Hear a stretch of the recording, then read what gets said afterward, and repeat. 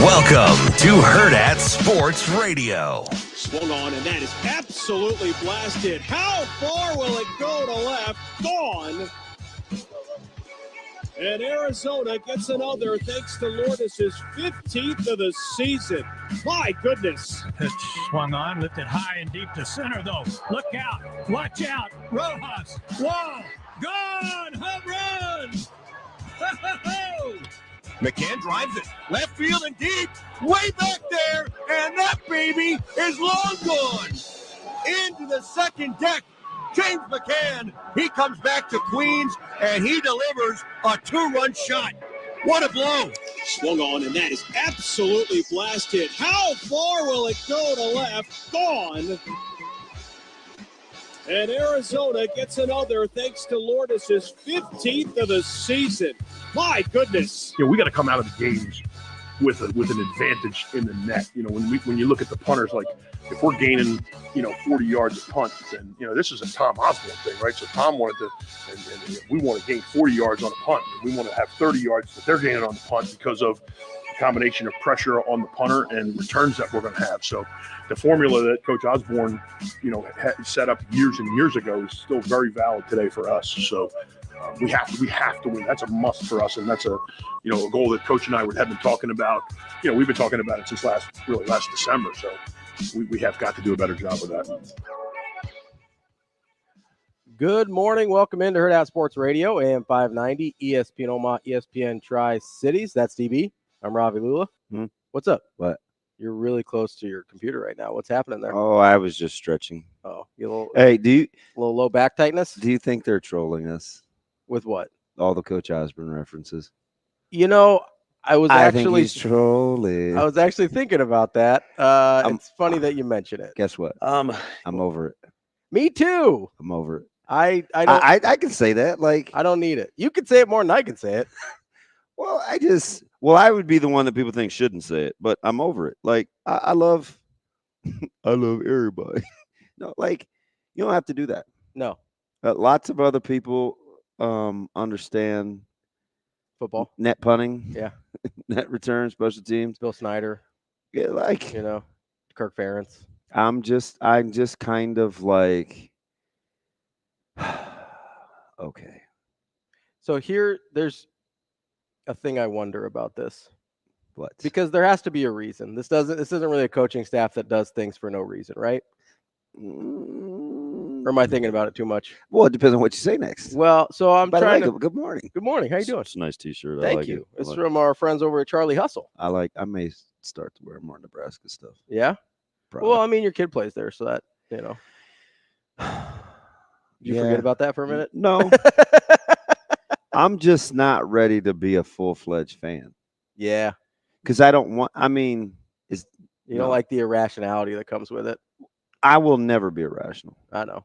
But I do think it changes your perspective. Yes, yeah. I do think it compromises what, in my opinion, has been able to make me unique.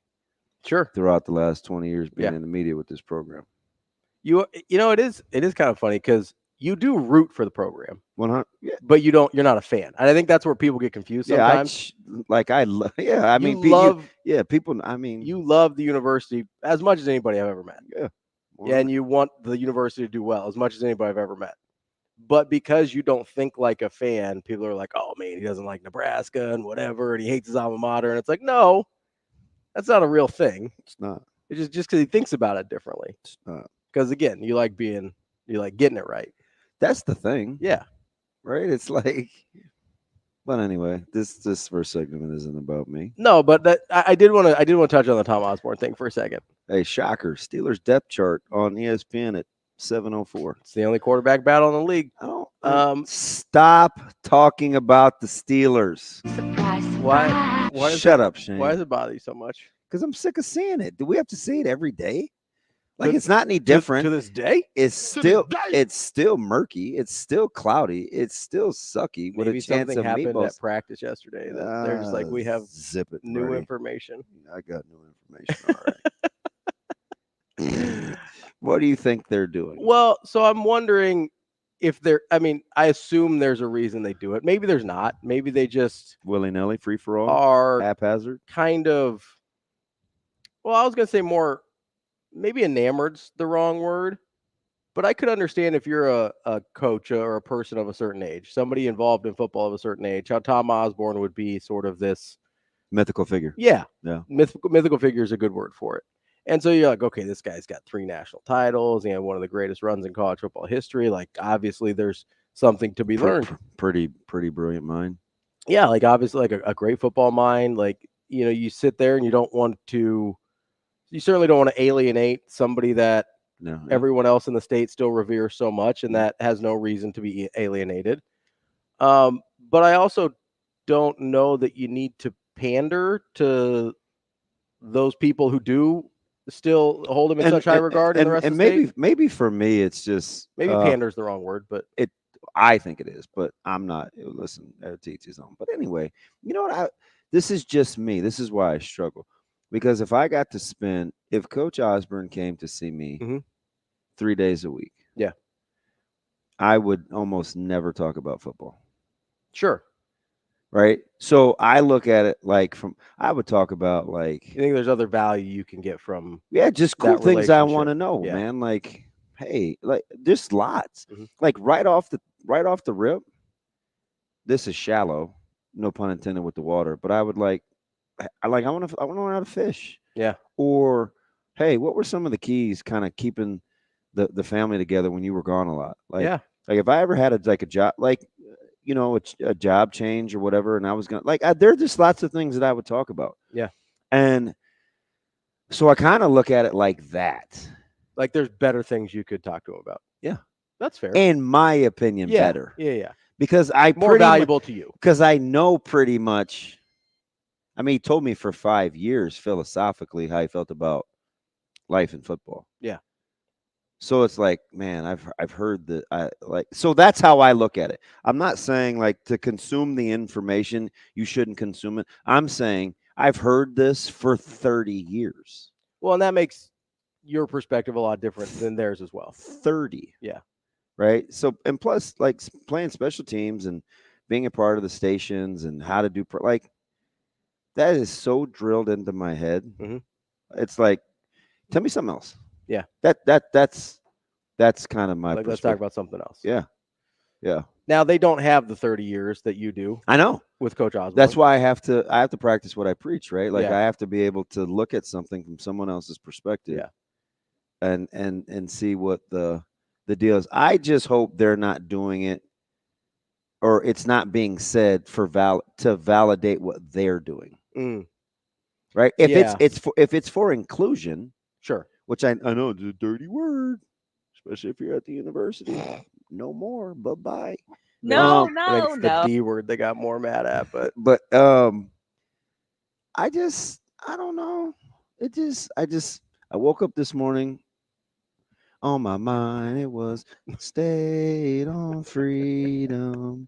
Woke up this morning. No, I don't even recognize what we're doing. It's a black thing. Singing?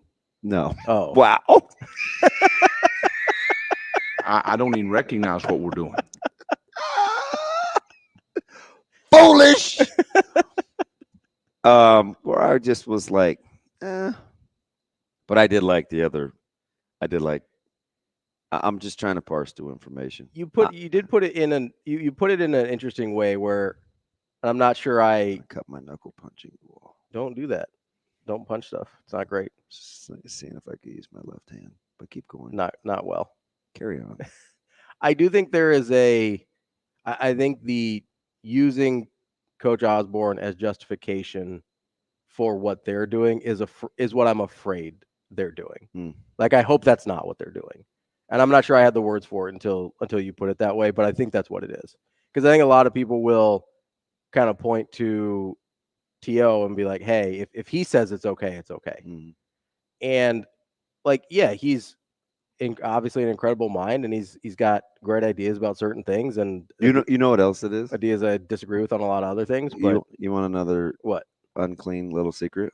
Yeah, I want a because this is a university thing, right? because I feel the way that I do about a good portion of this staff, Mhm. I want them to be their own people. Oh, sure. Yeah. So secretly, that's really my desired outcome. You don't want them to try Because we have to be able to move this thing forward, Mhm. still recognize history, recognize and appreciate, and not be held captive by it. Yeah. Like, which is a thing that Nebraska's struggled with as a I think program. I think it's Embracing your history without being a prisoner to it. Yeah, I think it has stymied growth. I think that's a fair point as well. So that's I think that's the a other good point. little unclean thing. Oh, I have lots of them. You should just ask me sometime. Like if we ever had a show and you wanted to just pick my brain, I would talk to you. What other dirty little secrets you got? We have to be more specific. Oh, okay. I got to get like. Yeah, like you could get this every day if you want it. We should probably work together. What do you think, Shane? Should he just ask me questions? Because I want a mustache like that. No. Do you want a mustache like that? No, but I feel bad. I told a player yesterday he needs to. I said, whatever you got going on up there, get rid of that. See, I hope he's not traumatized. In 3 years, he's going to call you a terrible person, just like Tua did. I can't. Are you shocked that Flores responded? I don't know if I was shocked, but I was really impressed with his response. This again. I'm mad again. Okay, what are we mad about? We're too old for this. He hurt my feelings. He wasn't good to me. He said this. It made me feel like this. Well, this is what I really meant. Hey, listen, sometimes, man, you just have to get over it. I don't mean anything by it. I'm sorry you're ultra sensitive. I didn't mean to be overly crude.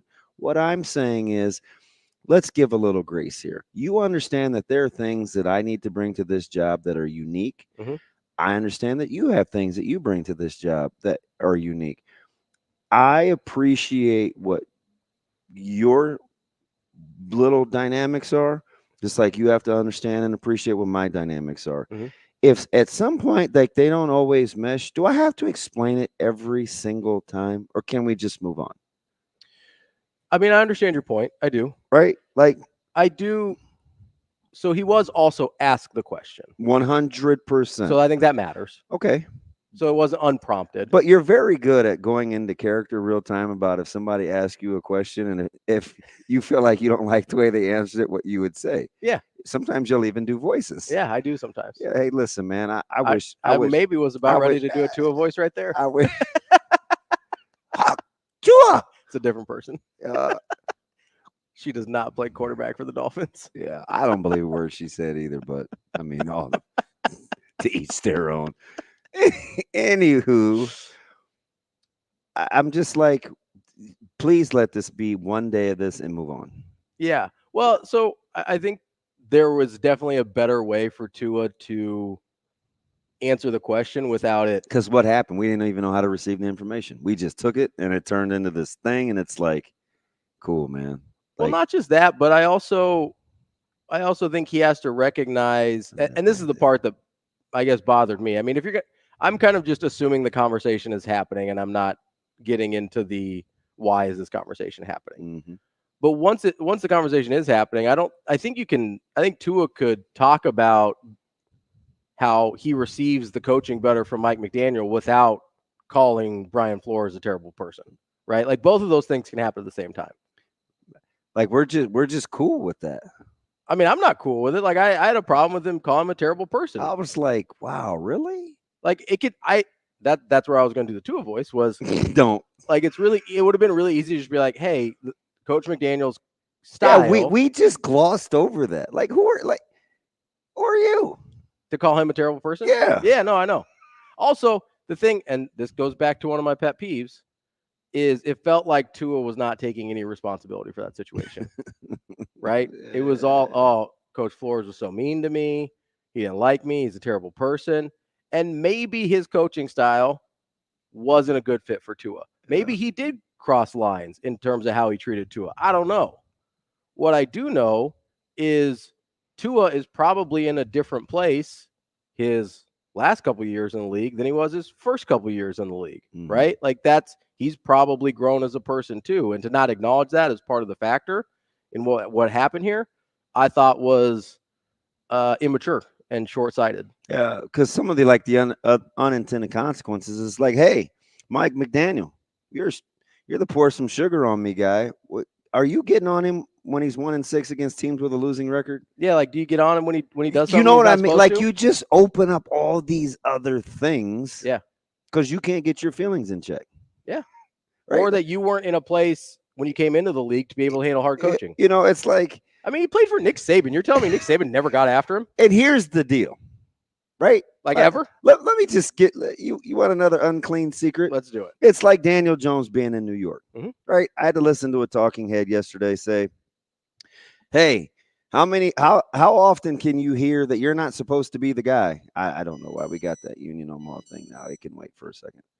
I know you're not supposed to be the guy, or are we going to trade for another quarterback, or you're not good enough, or you're not our guy? At what point does that guy? At what point does that wear on your job? Hey, you know what the great equalizer is? Money. Money. You know what, Daniel? You're paid a lot to be a professional. If you can't do it, that's okay. But don't use the excuse of, well, I just, they're telling me I'm not the guy, so I just can't be the guy. Because then they never had the right guy to begin with. Yeah. If everything that you did was predicated and dictated on how somebody felt about you or what they, and this is not to say that words can't hurt, because whoever said sticks and stones, see, that guy's a liar or gal or whomever, because they can hurt. But what happens is you have to reach a certain level of maturity where you have to understand what the world is doing. Right? Like, and if you can either put your hands up, you can either put your hands up, or you can put your hands down, put your hands in your pockets, and you can walk. Like, see, that's the beautiful thing about freedom of choice. You don't have to endure and then complain that you're suffering. You can just walk away. You can walk away and give the money back. Yeah, they don't want to give the money back, though. Daniel Jones doesn't want to give the money back, right? Yeah. Okay. Tua Tagovailoa doesn't want to give the money back, right? Right. So there are things that come with that. It doesn't mean that you have to be non-human. It means that you have the same opportunities and options as other people that don't like or can't handle what they're doing in their particular workplace.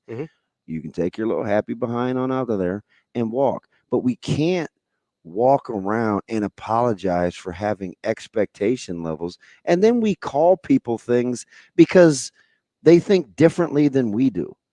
Like, really? We're too old for that. Unfortunately, I don't think that's an age thing. Like, I don't think we ever age out of that. Like, man, it's surely it's a maturity thing, but so as we know, age and maturity. Do you know who could also have been bad at the quarterback spot last year? Dak Prescott could have been bad. Yeah, he played pretty well. A lot of people can be bad. A lot of things don't function the way that we want them to. Yeah, and you but opportunity, man. You can be like Joe Dirt, man. Keeping on. I use this guy as an example a lot. It's incredible quarterback situations. Like, if anybody in the world had an opportunity to not like their environment, it was Alex Smith.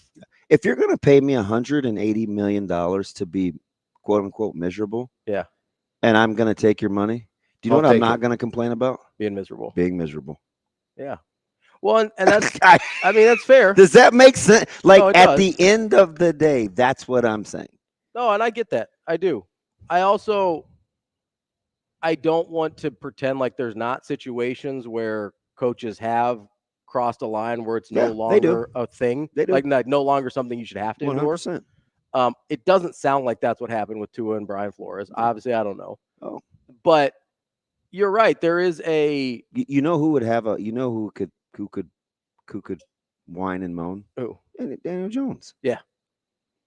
Had a guy, lost a guy. Yeah. Was supposed to be a guy, not a guy. About to play his way up out of there. Yeah.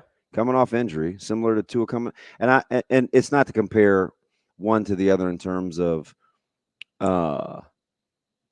productivity. Yeah. There's different ways to approach things in certain stages of your life. Right? Where the whole, man, the self-awareness. Yeah, there's not a lot of that going around. But who was that podcast for? Was that for you to like you? And you didn't do yourself any that him saying what he said about Flores. Yeah, it doesn't do him any favors. Well, it didn't get the outcome he wanted. No, guarantee that. It also doesn't help. Like, it doesn't help him be better either. Like, I understand. Like, sometimes there's value in kind of just explaining or kind of telling people what you've gone through because it's therapeutic to you. Mm-hmm. I don't know that maybe that's what he was going for. I don't know that he accomplished that in that situation. And also, if it's for you, if it's for your therapeutic purposes, maybe we avoid calling other people names. Like, if it's about you. And if you really wonder what people think, imagine what your peers around the league think. Yeah. Imagine about, like, I'm sure. Right. But we're not supposed to worry about what those people think because you have a job to do.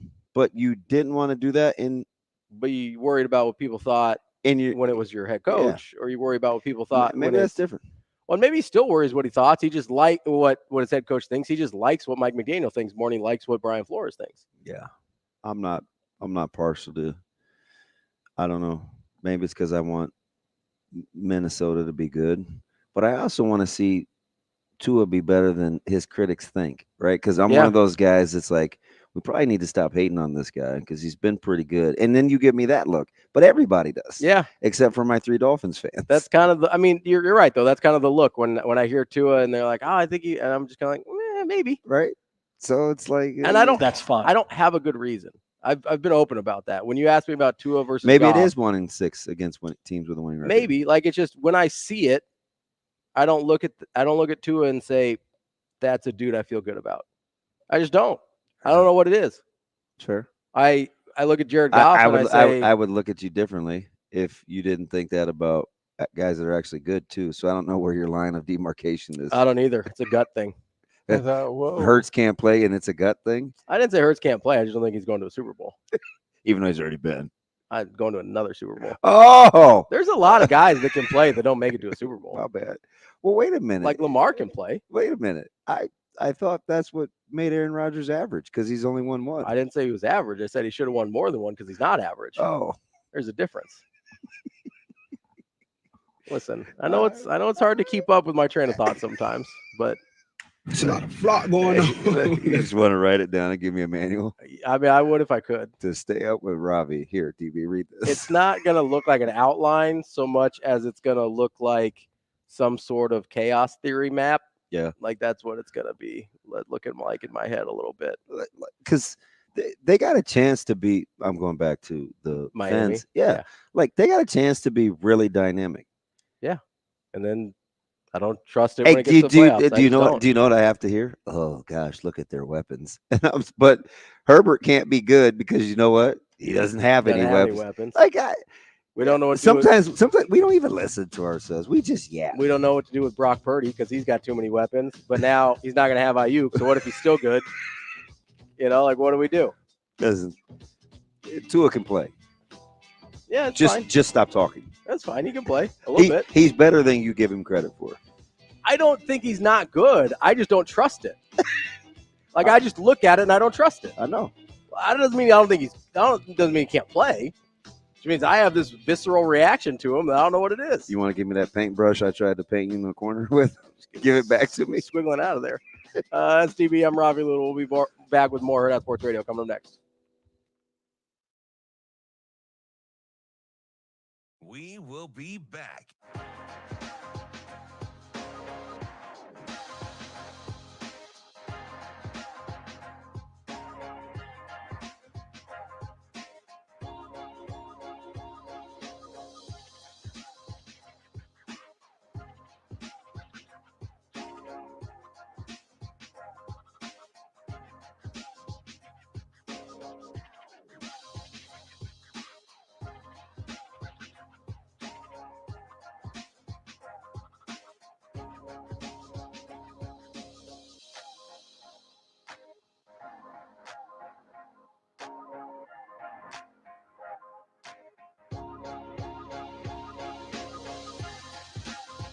We will be back.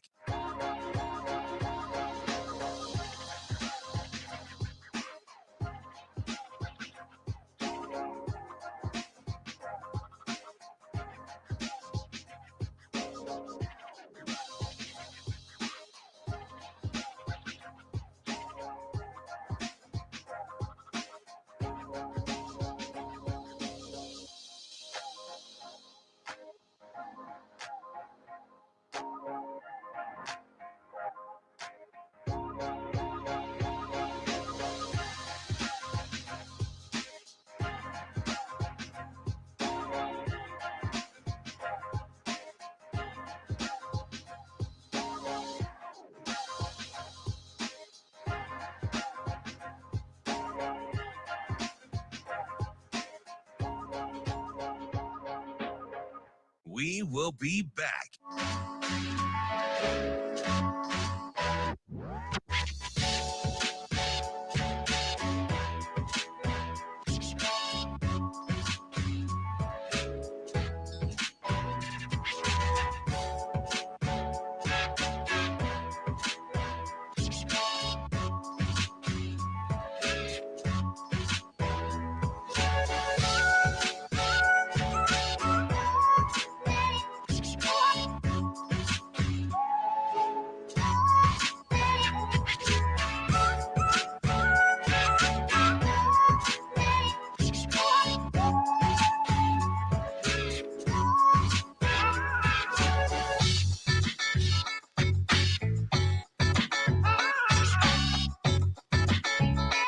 We will be back.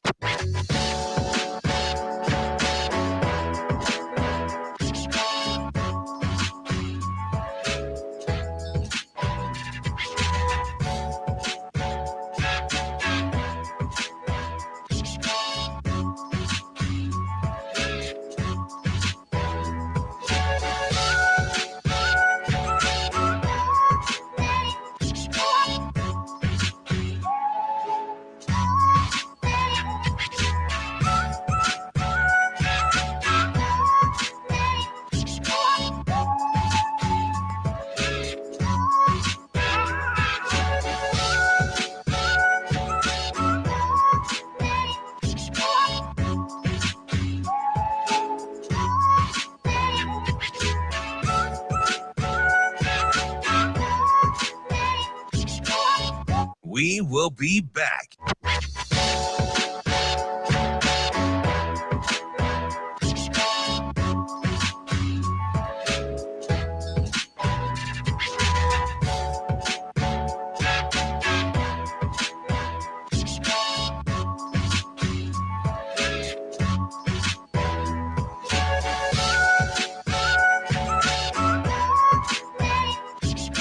We will be back.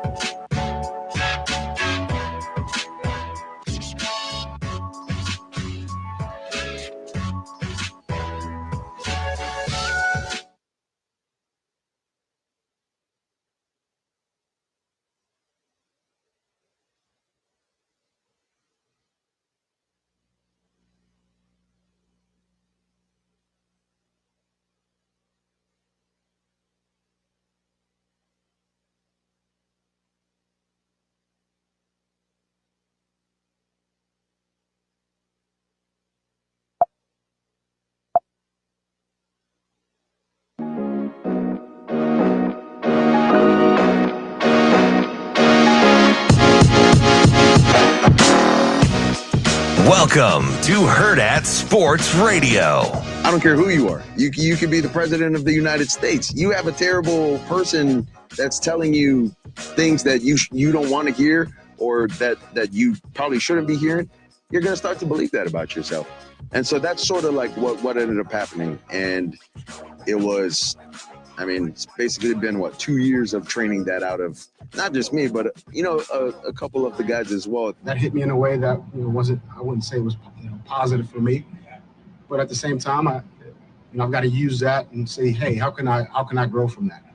How can I be better? And that's really where I'm at from that standpoint. Do I feel like that's me? No. But how can I grow from that situation and create a world where that's not the case, that anyone says that about Brian Christopherson?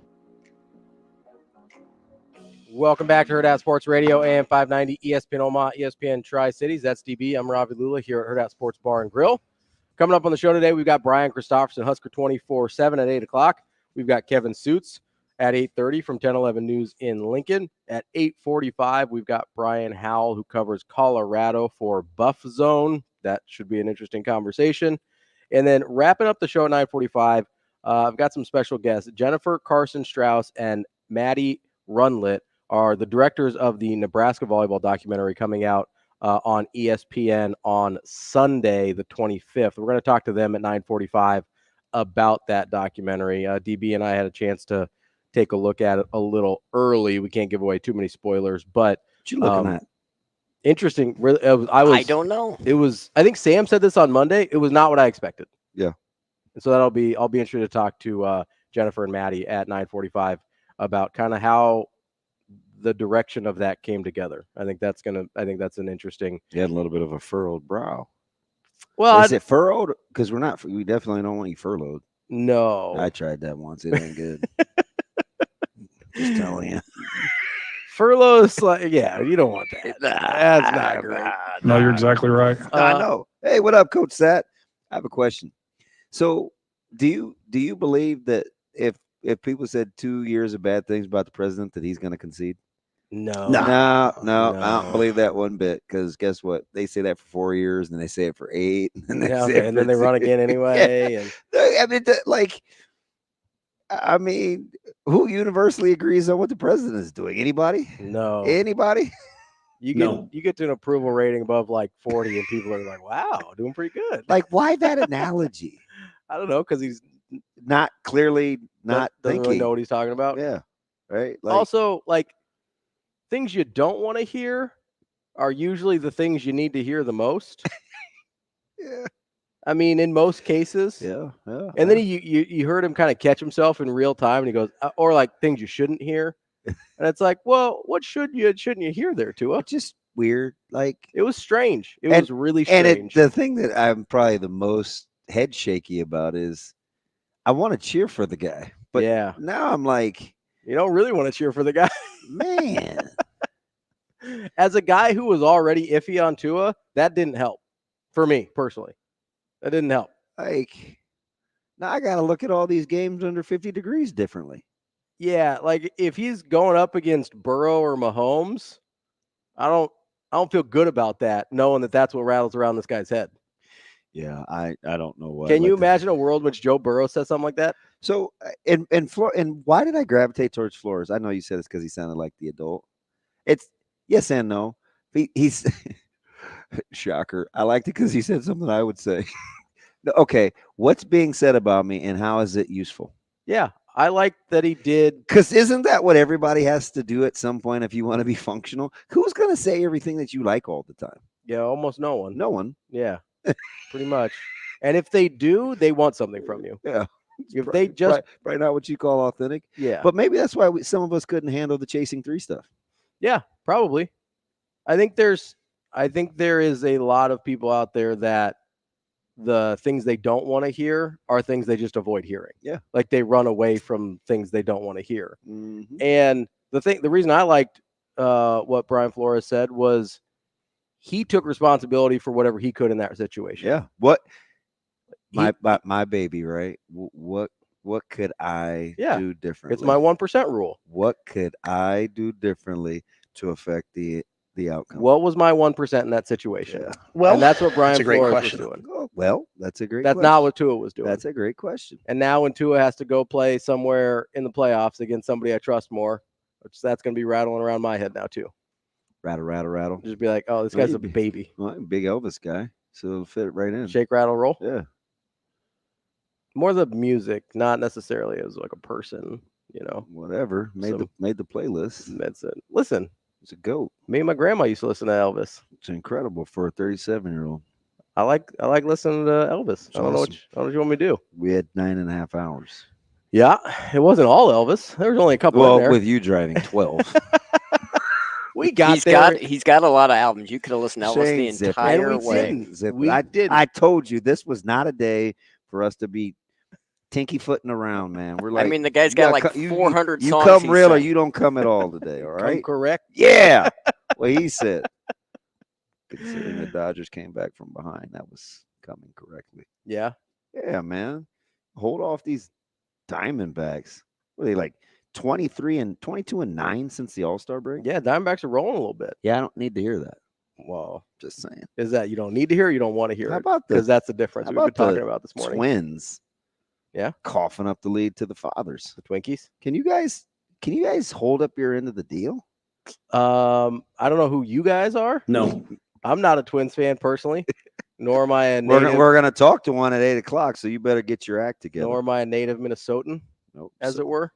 Minnesotan. I talked to one yesterday. Did you? Yeah, for probably Jay? 25 minutes. I was like, who do I know that you know that's from Minnesota? Sat in the parking lot at West Side while he educated me. Yeah. Oh, it was a two-way street. You learn anything? Yeah. You teach More validated. Yeah. You teach him anything? No. Okay. He did most of the talking. Yeah. Yeah. We bounced some ideas off one another. He wanted to encourage me. Yeah. Yeah, but I was encouraged. Well, that's a plus. Well, I mean, I believe what my kid tells me. Oh, yeah. Oh, yeah, he was doubling down. Yeah. That was weird. What do you mean? It's all the same, baby. You know, you got to keep He's like, it real hey, I've been 100%. meaning to call you. Oh, You got some time. Okay. And I was like, yeah, hit me on the way to West Side. Yeah. And it just happened to be about the same topic. Oh, okay. I got you. Yeah. Well, he wanted to brag and say he was right. I mean, that's what everybody's going to do. But it's okay. It's fine. That's the thing you're okay being wrong about. Yeah, it's totally fine. Yeah. Doesn't mean no more football than me, though. No, you can be wrong about I'm not talking to you. No, I know. I'm talking to Jay. Other people. Yeah. Other people. I bet you he said either it's like I said or I told you blank. Yeah. Oh, yeah. I took it. I mean, it's you're in a weird spot on that one. He's hilarious. Yeah. Yeah. We agree on a lot of assessments, which isn't always the case with players. Yeah, like player looking at evals. player. Yeah. Yeah. Yeah. But we think similarly about productivity, especially now that he's coaching kiddos. Mm-hmm. So it's like the older you get, the less it is about being wowed versus, okay, what keeps me from using Pepsid AC? Yeah. Right? Because that's what what do you trust? That's what coaches do. What do you trust? That's what coaches do. And I was like, shoot, there's a couple guys in the secondary that have called Butler brilliant. A brilliant football mind. Yeah. So I'm gonna ride with that. Yeah, I think because that's how it seems. You know, I think there's, and we'll have to have this discussion at some other point when we see what he looks like as a talent evaluator and recruiter and stuff like that. Right. Yeah, 100%. But isn't it funny though how we can put that on the back burner because we think we have good young players? Yeah, well, yeah. I mean, he could. Some other guys get hired and it's like, can they recruit? Go get a guy, right? But there's 25 D backs, like 13 of them are freshmen. Coach Coop left that room in good shape. He did. He left it really full. Oh, in good shape. But if there's anything, if there's going to be a drop off between Cooper and Butler, it's not going to be on the field. Yeah. Like it won't be from on the field coaching. I'm pretty confident in that. And that's not to say Cooper couldn't coach. So I'll talk about this next week as we get like into game prep. Yeah. There's a guy. So I've been wrong before about an eval that had me kind of scratching my head like, what did I miss on film? But a lot of times I'll be right too. This guy I saw in the spring and I'm like, keep an eye on this name. A guy on Nebraska's roster? Yes. Then all of a sudden he disappeared and I was like, that's why you just don't watch for 2 days and make some sweeping eval. Yeah. But much like on Poltergeist, he's back. Definitely he's here. So we'll get to that next week. That's DB. I'm Ravi Lulla. We'll be back to wrap up hour number 1 here on Hurrdat Sports Radio. We will be back.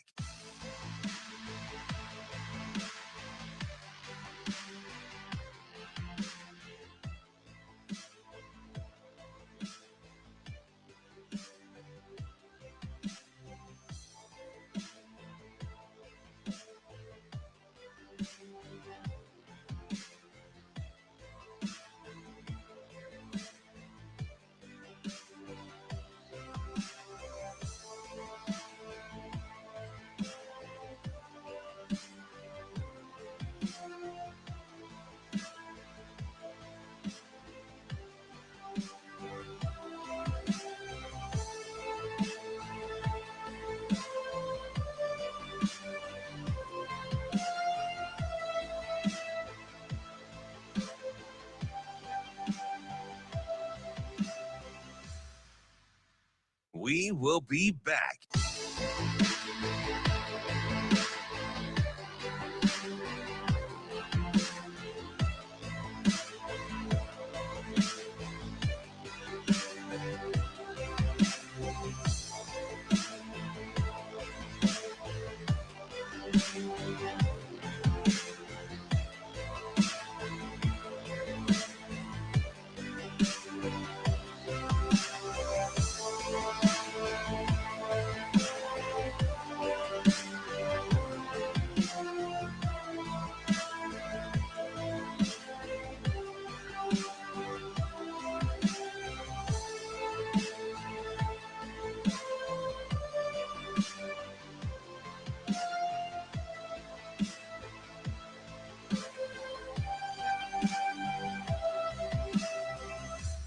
We will be back.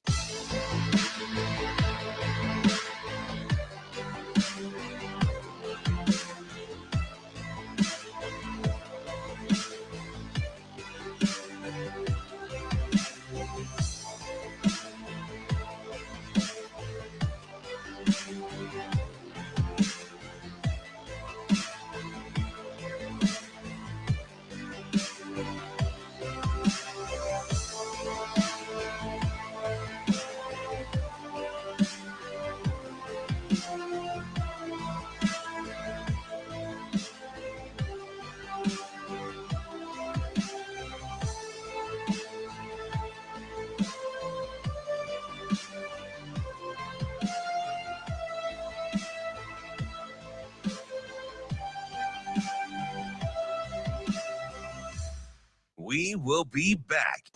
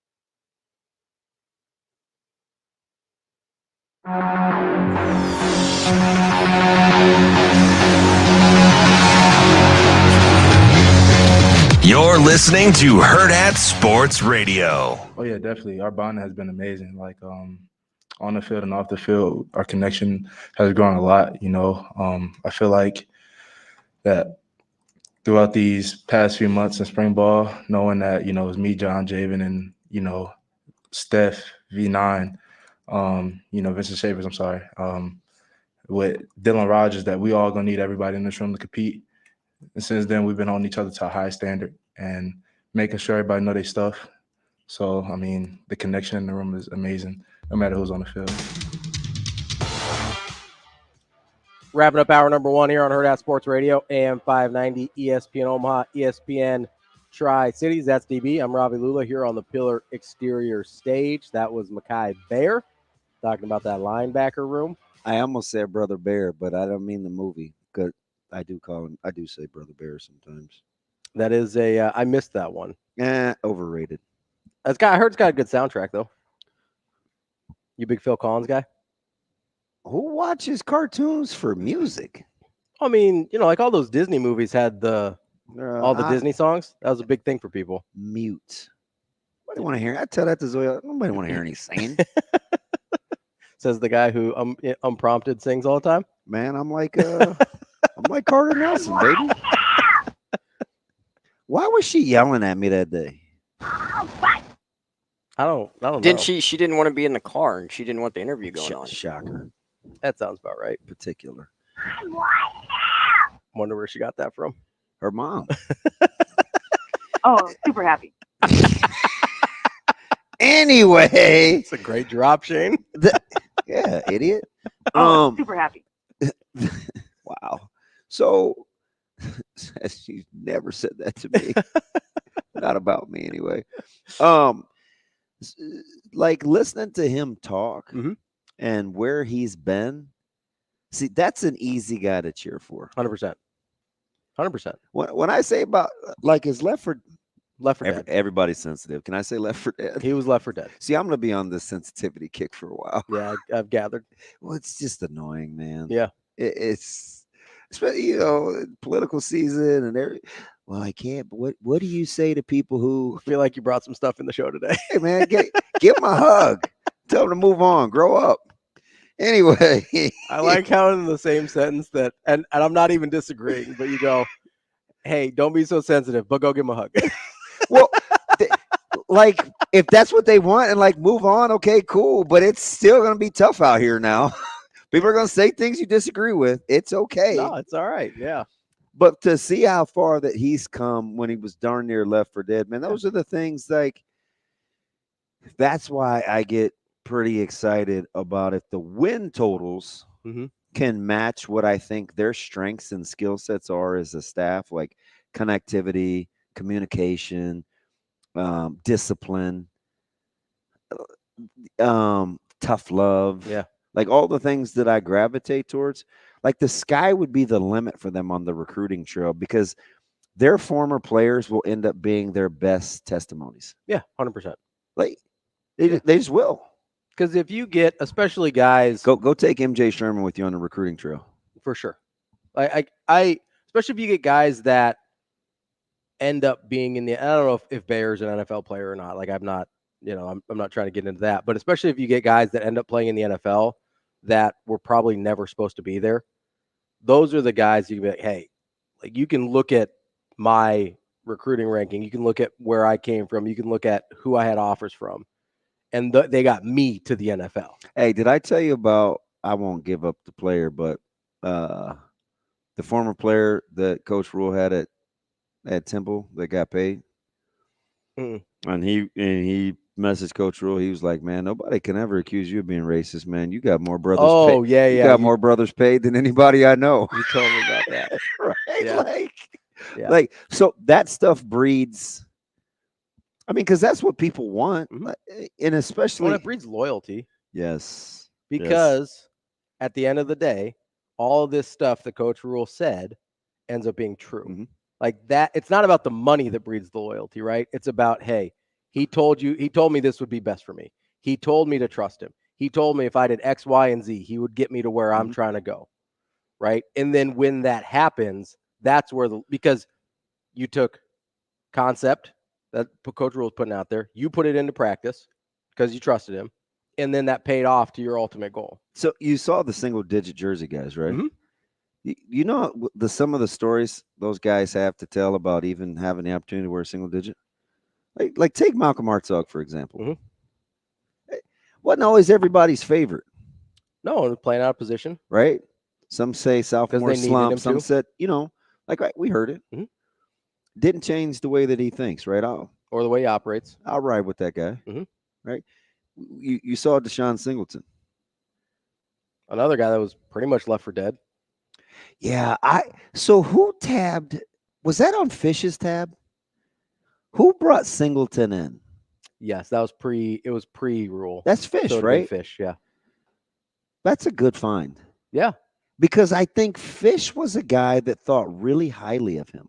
But what was the narrative that we had learned about him between Fish and Rule? Remind me. Really tight hips, couldn't change direction. Oh, yeah, stiff, yeah. Wasn't going to be able to play secondary at a high level because he couldn't move. Too long, yeah. He's like, oh, yeah, he's got all the measurables you want, but he can't move. Yeah. Right? Yeah. Then last spring, we start hearing Coach Rule really likes Deshaun Singleton. We're like, what are you talking about? That guy can't play. He can't move. And then we see Deshaun Singleton in the fall, and you're like, oh, he can move now. Yeah. And also, that's another guy that I don't know if the coaches left him for dead, but as a fan base, we certainly did. Yeah, because the narrative had been written about him. You see his size? He's huge. Did you see Jamari Butler? Yes, he's also huge. None of them as huge as Ty Robinson, but so Jamari Butler is also a guy that I would take on the recruiting trail. How about Tommy Hill? Yeah. Tommy Hill's like the poster child. So you know what I kind of hope. So this isn't.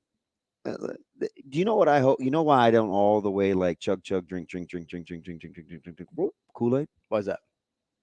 I want to see some of the older guys that have been in the program a while take the next step with consistency. Yeah.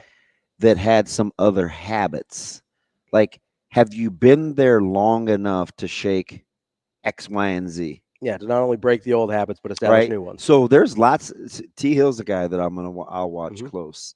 Ty Robinson is a guy that I'll watch close. Nash is a guy that I'll watch close. Yeah. Right. Gifford is a guy that I'll watch close. Where it's like, and that's the guy they've talked about. I'm like, okay, throughout the offseason. It's like, okay, like, can we turn the corner? Yeah, because physically, Gifford can do whatever you want him to do. Yeah. Can they get that to show up on the field in crunch time?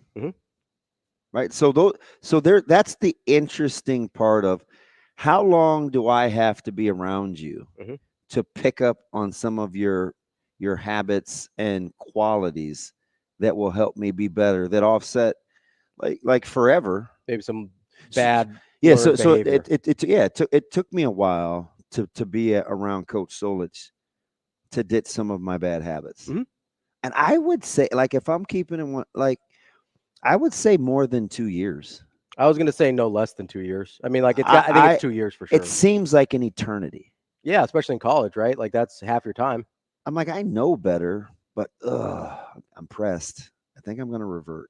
Right. I mean, what do you always say about pressure, right? Right? It's like when the pressure comes in. I know you're telling me the right thing, but I think I'm going to do me. It's really easy to do the new thing. It's just until it really matters, right?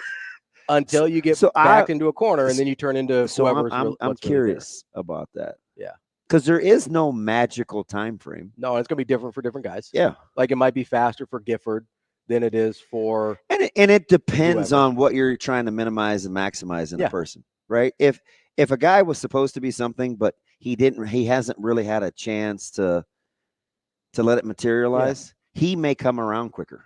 Yeah. If a guy is same physical traits, but he's been able to do it longer, it may take him a little longer to snap out of it. Yeah, because you got to rewind the tape on that guy. Whereas if it's a guy that hasn't really established anything yet, even if he's been around the program the exact same amount of time.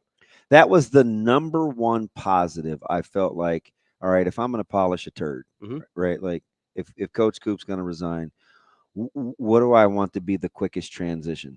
And what's the thing that I always talked about that they were going to get with Butler right off the bat? Is a blank what? No, blank slate. Everybody gets to start over. See, I thought that's what that room needed. And he's got no preconceived notions about who people are.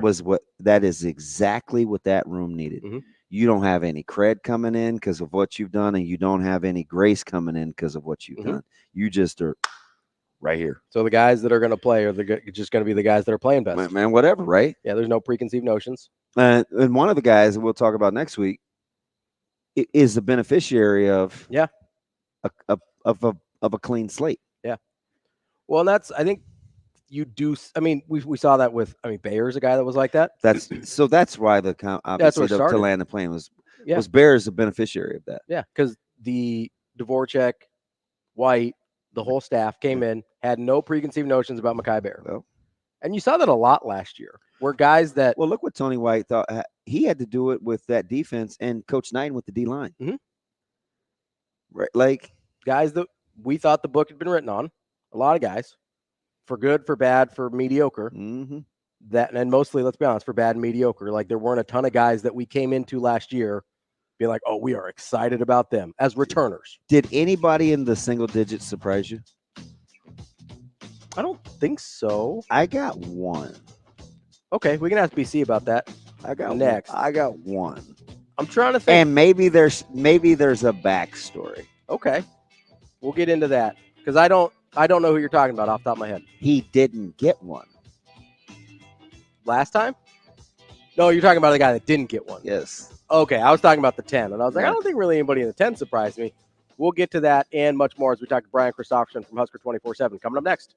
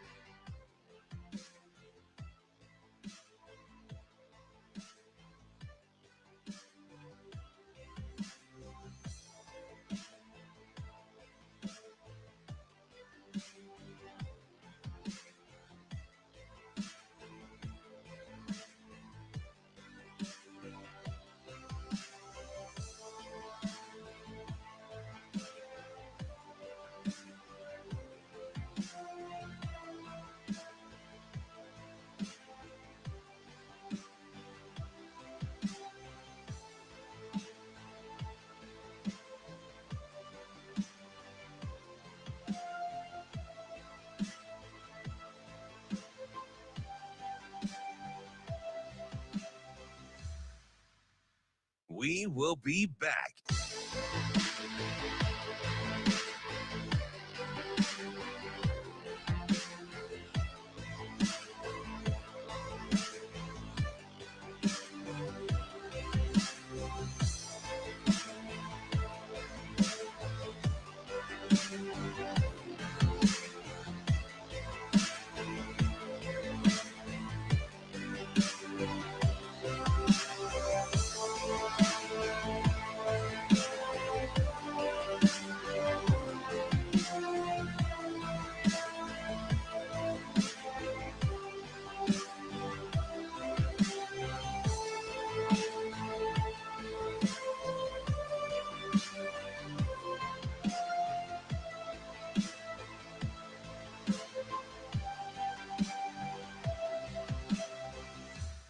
We will be back.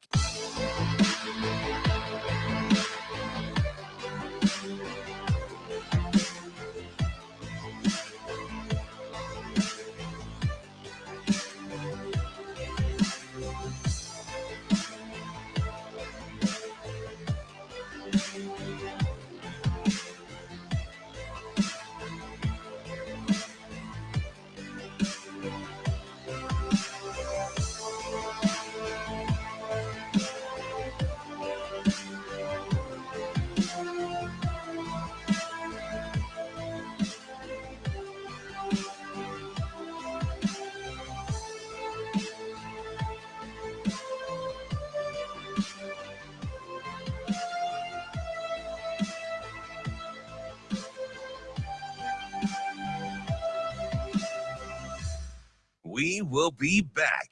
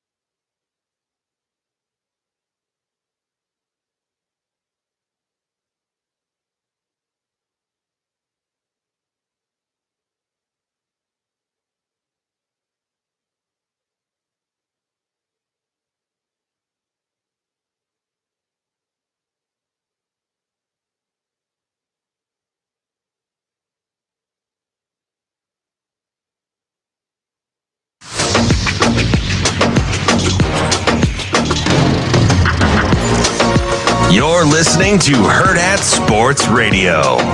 Here is Husker 24/7 senior writer, Brian Christopherson. Yeah, it'll be a little bit of a circus act. Brian Christopherson. Well, I mean, that's pretty interesting. Brian Christopherson.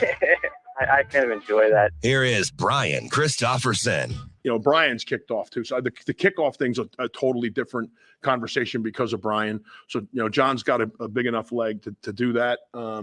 And Brian's done it in games for us at a pretty high level. So I don't know, for me, and I can't speak for Matt Rule, but like for me, I'm not going to put a lot of pressure on Tristan to hit a lot of kickoffs, particularly early. Like there's not because of those other guys, it's actually a good situation. I'm not sitting there right now in practice being like, man, who's going to kick off for me? So I'm not really putting a lot of heat on him to do that, because I'm trying to put more, I'm not putting any pressure on him, but I'm trying to really examine more how he's hitting the 50-yarders and the 48-yarders, like watching and observing that, and how does he look getting through that, and what does the result of those balls look like?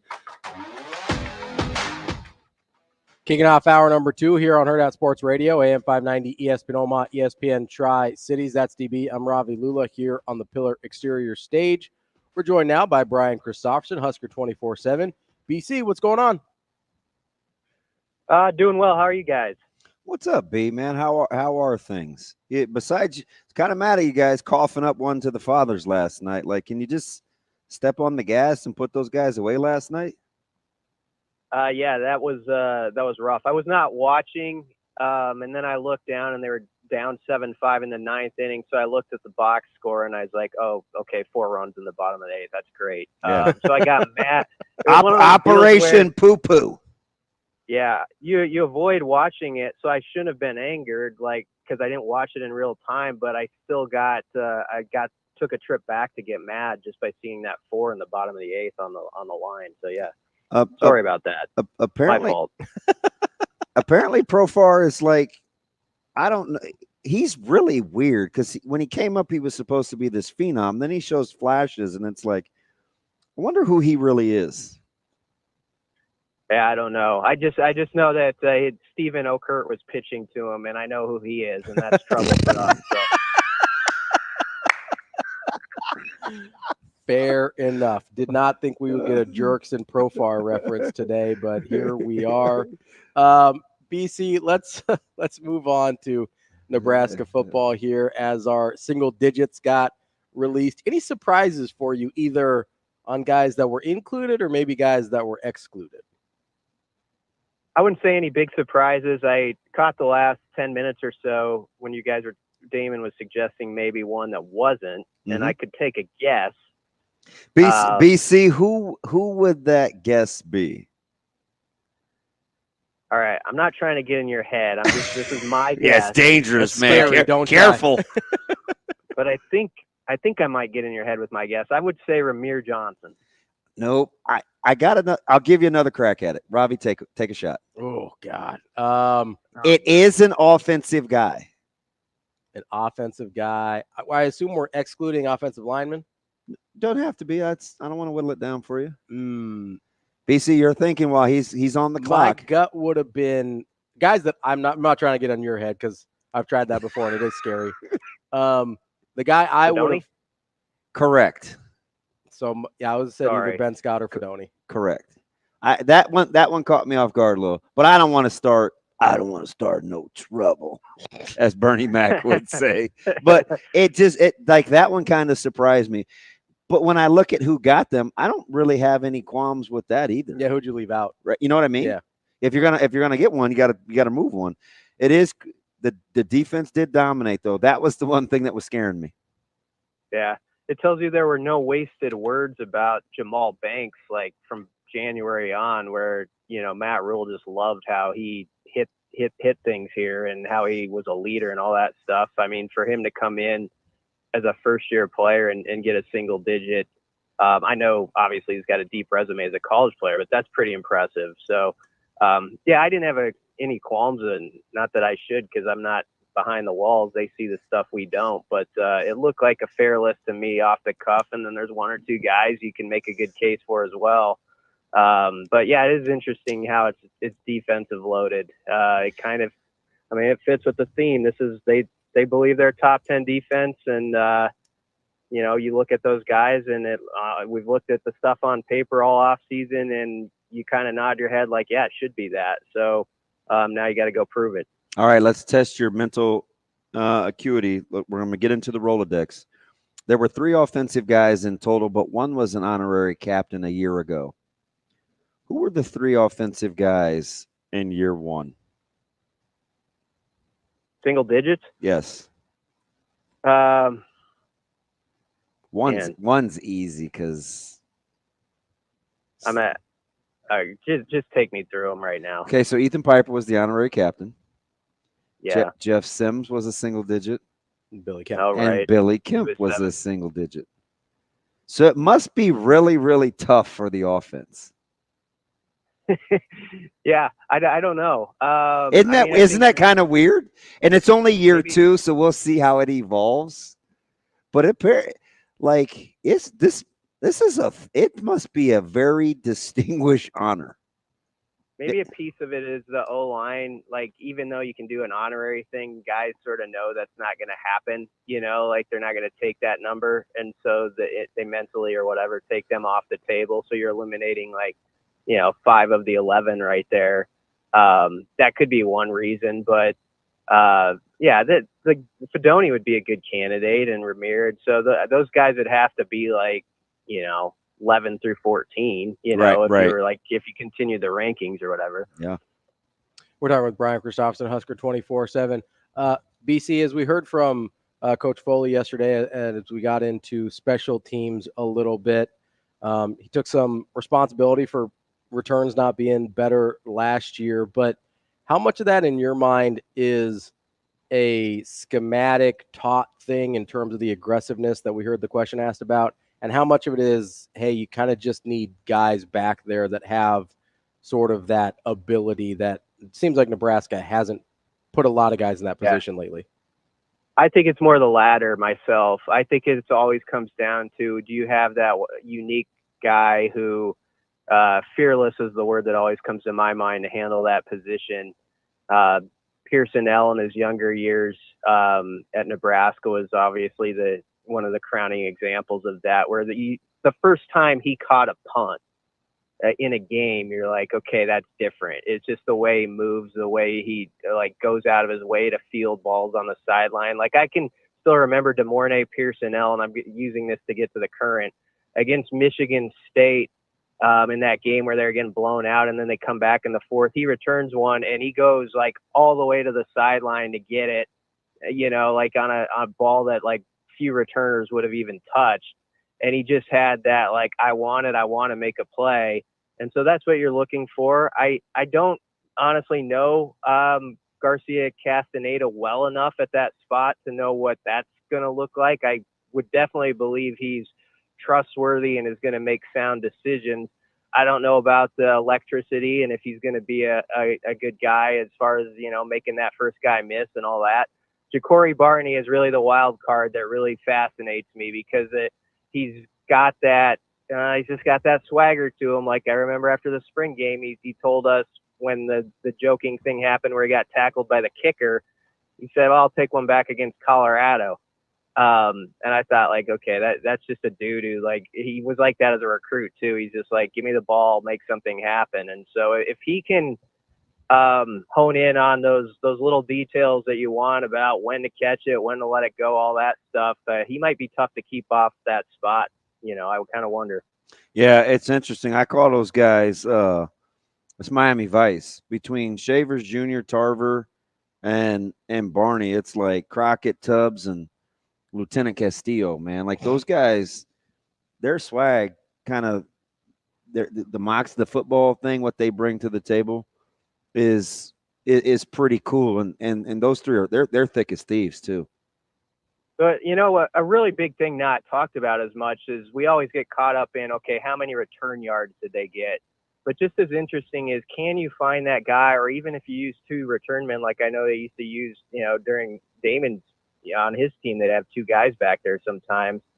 Do you have that returner who will go get that punt that's actually like a 30-yard punt, even if it's a fair catch and there's no return yard stats attached to it?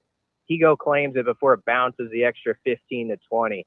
I feel like there's been a lot of hidden yardage like that within Nebraska football in recent years, where you haven't always had that decisive person back there, and a bad punt has ended up being a good punt. And if we're talking about a team that's going to be in one-score games, that's going to be huge, just having that guy who, I'm going to go get the ball, even if it's no return yards. The net punt's going to be held down by 10 or 15 because I'm confident in what I'm doing, and I'm going to go claim it.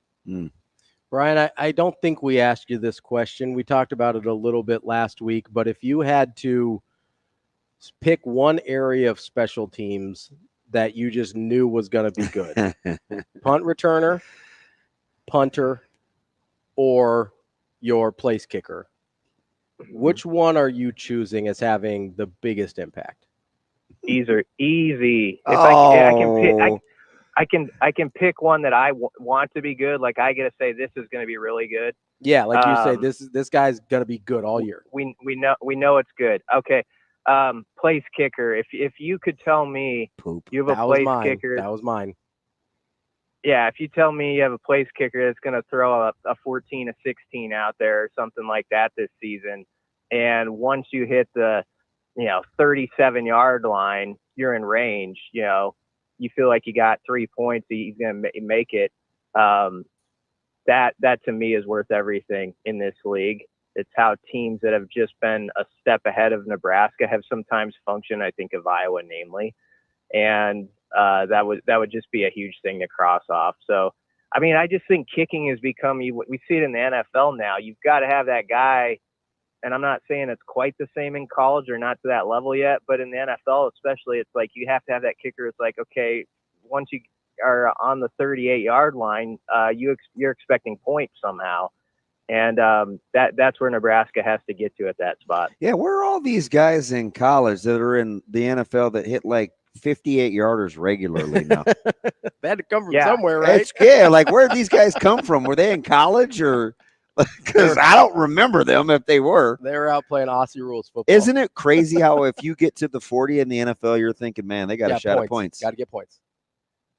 Yeah, I mean, it's the whole reason why, like, in the last 2 minutes on an NFL Sunday, like that window from 2:50 to 3 p.m. Central is amazing. The witching hour. Yeah. That's why they moved all they need to get rid of all 305 games, man. Just make them all 325. Yeah, I would agree with that. Yeah, there's no better television in America. No matter what your beliefs on anything, then if everybody could just sit down and watch from 2:45 Central to 3:05, like, okay, we got all the games on right here. It's as good as it gets for us. Hey, BC, let me ask you something, because you guys get the credit for the indispensable list. Knowing what you know right now on August, whatever today is, the 21st, great number, by the way, would you change your top 5? I think we should have had Dylan higher than we did on the list. I kind of went now over that. Because he was what, 7 or 9? No, 9. He was 9, right? We had him 7 or 8. We were playing like the, he hasn't taken a snap yet thing. But, the more I've thought about that one, I would say we were wrong. I mean, I would have him in the top 5 at least. I'm okay with the rest of it because our list was very much, I think, with the theme that, like, everybody's saying this is a top 10 defense and they're going to do this, but you still need the guys that are at the top of this list to make that so. You know what I mean? Like, if you replace all those guys, then it is not that type of defense. Maybe it's down 30 spots, and then the true freshman quarterback has to be even better and has a little more heat on him because he doesn't have that kind of defense. So I'm fine with I can't remember exactly, honestly, who was like 3, 4, 5 and how they were, but as you had your list of like Nash and Jamari was in the top 6 and Ty was like 6 or 7 and all those guys and just their leadership component and sort of the jump I expect them to make this year too. I would say I feel pretty good about it. We had Ben Scott really high just because I think it's a good one. I think that helps Raiola a lot that he has that veteran center, probably not talked about enough. And just that interior just feels so much better for the first time in a long time. Cause I remember, a lot of seasons where it felt like every year it's like, okay, who's going to be the center this year for Nebraska? And it was sort of someone would pop in and then it would be somebody else. It's kind of nice that it feels like they actually have a chain set up now to handle that position, not just this year, but maybe going forward. So not to ask a leading question, but how about, do you look at guys like Bullock and Hartzog differently? Yeah. Hartzog's a guy I harped on forever anyway, but I mean, that's neither here nor there. Hartzog was the guy who, I don't know why, if it was he was the one guy that we didn't have on there that should have been on there. And I said that off the bat when I did like the honorable mention. Like, I don't know where I'd rank him, but just as far as like, you can put him about anywhere. I think maybe sometimes the sophomore slump or whatever you want to call it has been overplayed with him. And I just feel like he's been comfortable this off season and where they put him and his role. And it's kind of stayed true, even though like there's, been an injury here or there, like when Blyhill goes down and there's this conversation, well, what do they do with Malcolm? Maybe he moves around. It feels like it's stayed pretty steady with him. And I think he will benefit from that. And let's not forget that as a true freshman, you talk about needing ball hawks back there. He was he was that. You know, he was a guy who he found the football. You know, you could say the one was luck where he's just there when they blocked a punt and he ran it back. But I don't think of that as luck when you're the guy who finds the football like 4 or 5 teams on defense or special teams. I start to think it's because you got to be in position to get takeaways. Yeah, you know where you're supposed to be to make it look simple. And so I think he can maybe get back to that this year. So he's a guy that people probably, if we did a list of like 5 guys that are talked over too much for who they are, he would be on that list, I'd have to say. And you could see, even though he looked like a very diminutive in stature next to Deshaun Singleton, he's paid the price in the weight room. I mean, Caleb sees up close those guys, and I bet, you know, everything we always hear about Malcolm is that he just does everything really well, like off the field too. Like he's always just the guy who's like a kind of example of how you're supposed to handle your business. That's it. That's his lifting partner, and you know his person. It's like tailor made for him. You know, say about 6 words. do what you're told to do. He loves his little accent from Mrs. Because you know when Malcolm talks, like he barely does. So when you hear him, he's hilarious. But it's just the way that Coach Butler has put this secondary together. You kind of have a hammer. You have the freaky athlete. You have the heady guy that can do multiple things. Like you can kind of see it take shape, right? Like Gifts his rover box guy. Singleton is, boy, if we could put a guy in the lab, he'd probably look a lot like have that. these attributes. And Hartzog at the field spot is can get down into the box, can get to number 2s. Like you see what this is supposed to look like.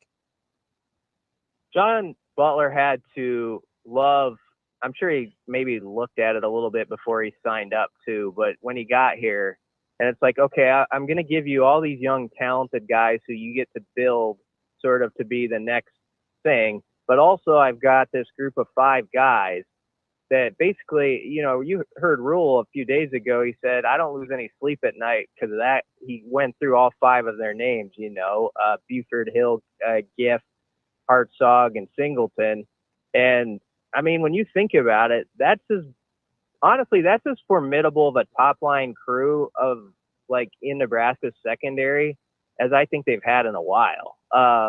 Like every spot where everybody's at least done something, and they've done it pretty well when they've been healthy. And so you just hope all those guys at the same time can have a season of good fortune with that. But in the meantime, you got the guys like Caleb and Mario Buford and stuff who you get to, you know, grow, and they're going to jump in their roles at some point here too. And I think that would just be an exciting part as a coach. You kind of got these 2 layers that are really fun. Yeah, BC, when you said that, my mind immediately went to like 2009 in terms of when the secondary had depth, this amount of, like, you know, because you're talking about like Haig, Gomes. Yeah, so we know they at least have really, really good options. We'll see who the they can turn into we'll see who the gamers are. Yeah, but they definitely have options.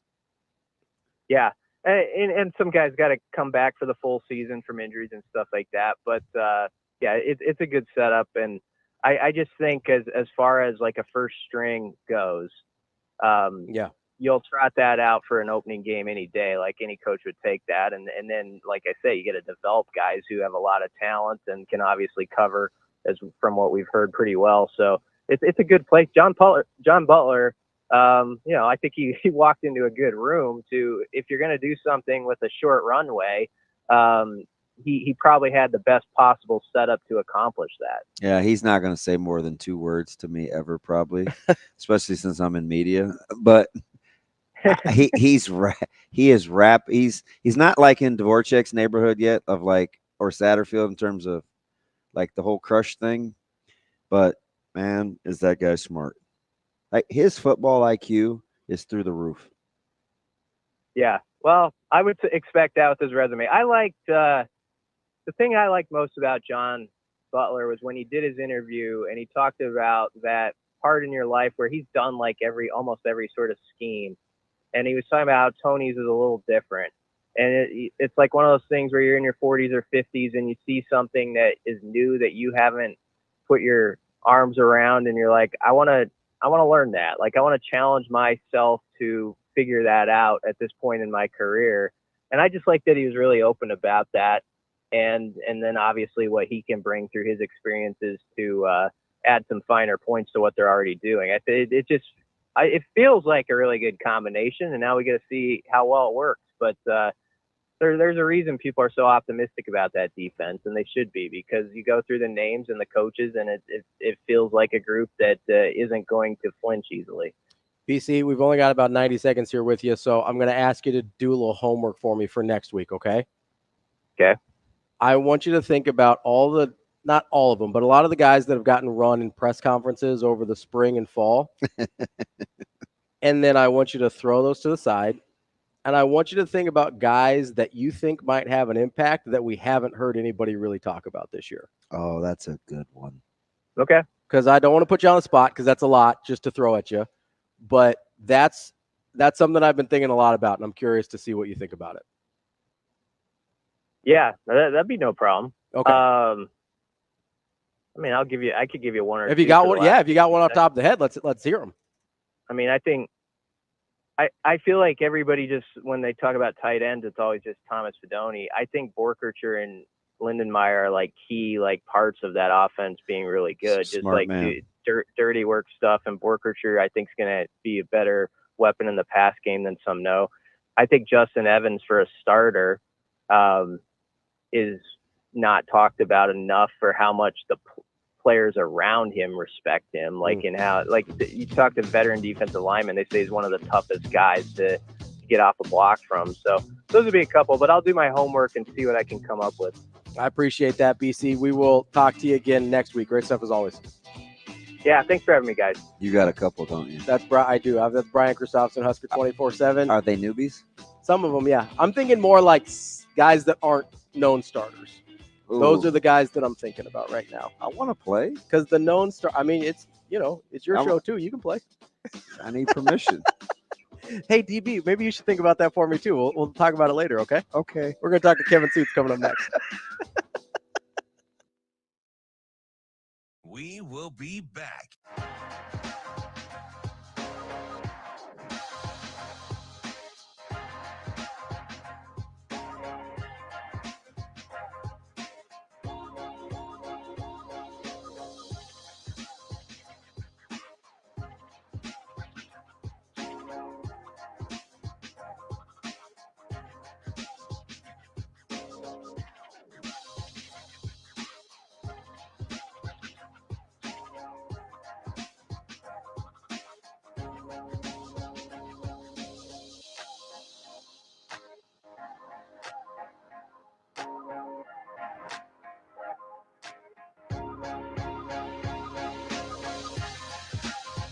We will be back.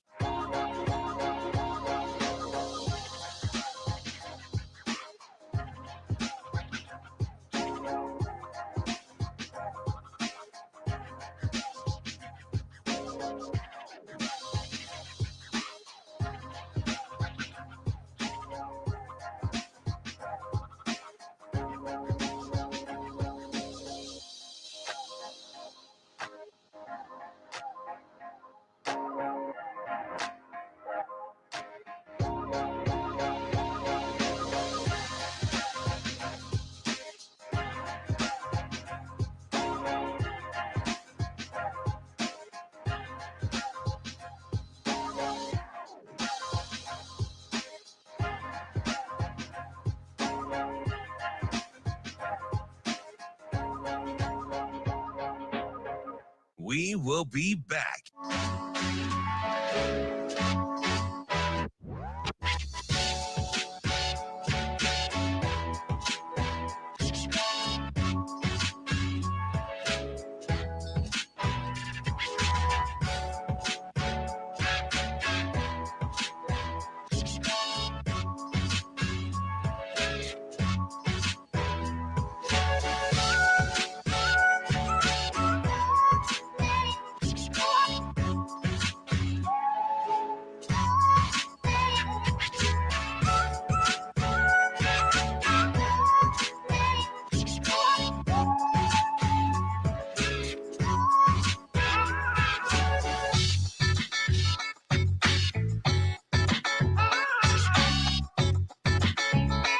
We will be back.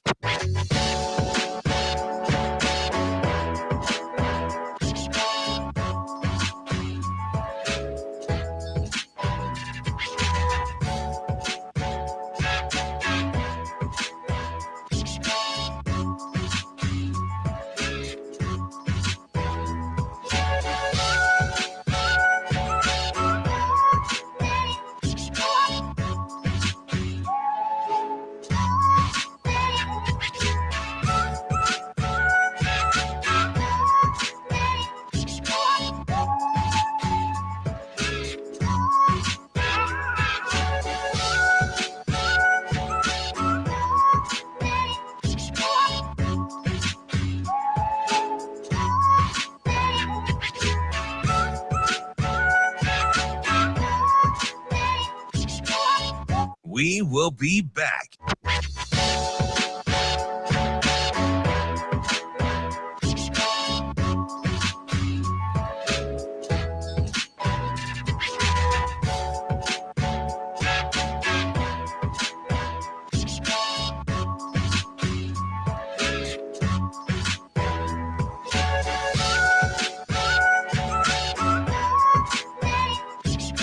We will be back.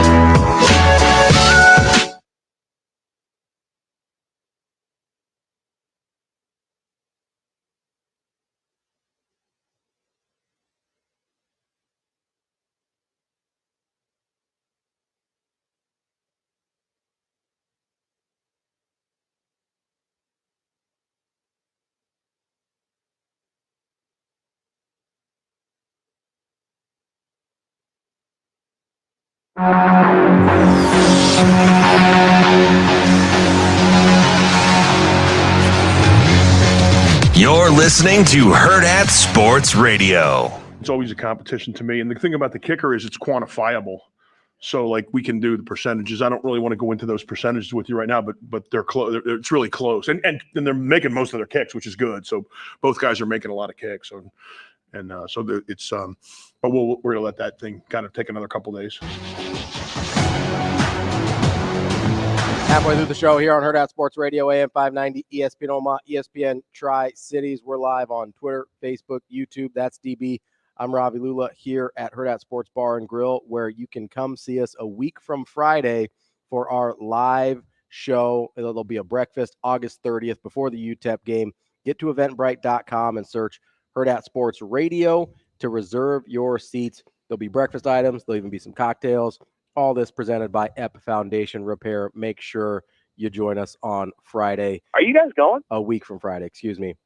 Joining us now is Kevin Sjuts from 1011 News in Lincoln. Kevin, what's going on, man? Good morning, gentlemen.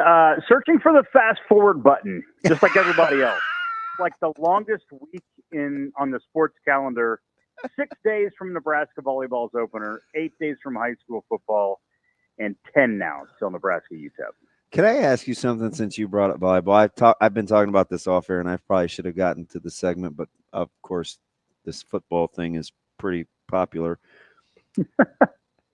I thought, like, it kind of flew under the radar, but how about who Coach Cook made available to the media for volleyball with Harper and everything that's gone on? I felt like, see, that's a guy that understands life. Like, it was just bigger than a coach, right? Have to face the fiddler at some point. We'll see how she handles it. Got to defer to a captain. Like, I thought that press conference, for what it was, and maybe I'm reading too much into it, but that just seems like a guy that is connected to what the pulse of his players. I thought that was pretty cool. Yeah, I was surprised to see Harper. I was floored. I wasn't sure she would talk the entire season, to be honest with you guys. Man, I'm with you. I'm with you. I just didn't know how Coach Cook would handle it because, there's never any sort of formal press release regarding her legal troubles over the summer months. I just didn't know how they would handle it. But, of course, John Cook is going to be one that, he's not going to duck something. He will face it when the timing is right. And I think the other point here, to point out is look at who Harper was sitting next to. Yep. It was Merritt Beeson. And there was no better teammate or person that you would want beside her than Merritt. And there was one question that Harper deferred. She didn't want to answer, and she shook her head no. And we could spend the next 10 minutes talking solely about that moment. I prefer not to, because we don't really know what was in Harper's mind. We will never know. But Merritt jumped in willingly. This is a young lady who's still, a college student athlete, but she handled it like a general manager. The way that she lifted Harper up and kind of diffused the whole, what was a pretty sensitive moment. It was fleeting, but the second that Merritt, started saying that, we've been beside her through this entire process, and we're proud of her for the way that she's navigated this time. And, we're trying to make sure we're still connecting and figuring out how everybody ticks, because we're all different individuals. And in order for us to be a successful team, we got to have strong relationships, and we have to understand each other and their why. Yeah, I thought that was a cut-up moment. Like I told Ravi this morning, I was like, for me, that was pretty powerful because, Coach Cook knows that Harper's going to have to go through it at some point. But then to watch that interaction between two teammates, I felt like, you know what, that's a culture. I will say that there still seems to be a bit of an elephant with the whole off-season legal troubles with Harper, just because it was never really addressed from her. And the question that she refused to answer wasn't even about how she navigated those months, but instead it was about just how it was an opportunity for her to comment on her teammates and the way that they walked beside her through the spring, through the summer. So there's still some uncertainty of, what is in game and what is not allowed when you're talking to Harper. But you got to believe that once matches start and the season is, it is on, because the schedule puts them, in the fast lane from the very beginning, that there's going to be a lot of volleyball talk. But I feel like some of those emotions and thoughts might still be in the back of everybody's minds. And I'm sure that Harper is probably bracing for, because sometimes you never know who's going to be in an interview room and how many times that you've been around them. And she might be afraid of a question that she's maybe not in the right mindset to answer at that time. All of a sudden I was thinking of and he didn't end well, but I thought of Gundy and Ollie Gordon, right? Where he's like, you know what, at some point, I'm going to have to answer these questions. You know what I mean? Yeah, absolutely. That's a good point. But, you got to do it at some point in time. And that was Nebraska's first step, was putting Harper, who is the reigning Big Ten freshman of the year, in front of reporters, in front of the cameras. And she did get a chance to talk about the team, the season ahead. And then she had a nice quote there at the end just about being around the fans this upcoming Saturday for Fan Day. And she understands and has learned very quickly that, this is a fan base that absolutely loves its volleyball, and they will support no matter what. Yeah, Kevin, I'm curious how you think about situations like these, because, obviously there is sort of that elephant in the room with Harper Murray, but I also, do you ever think about kind of how much do they owe us in terms of an explanation? Like a certain amount of it's public information anyway. Like when you're either in some of those rooms asking these questions, like does that enter into your process of whether or not to ask certain things or what to ask in those situations? Yeah, it's changed though. So the answer to that 10 years ago is different than now, because if the university is asking for your money, which they are through 1890, the collective, and the way that athletes are being paid now, they are now essentially professional athletes. They are earning part of your paycheck if you are choosing to support financially. So maybe there is a bit, if I am a fan that is donating, maybe I feel like they owe me a specific comment about something that happens even in their personal life, because it does then affect their playing time. In Harper's case, she did not play in the volleyball spring match. We know that she's not going to suffer any in-game punishment for the start of the season, but there was a punishment within her status as a Nebraska volleyball player.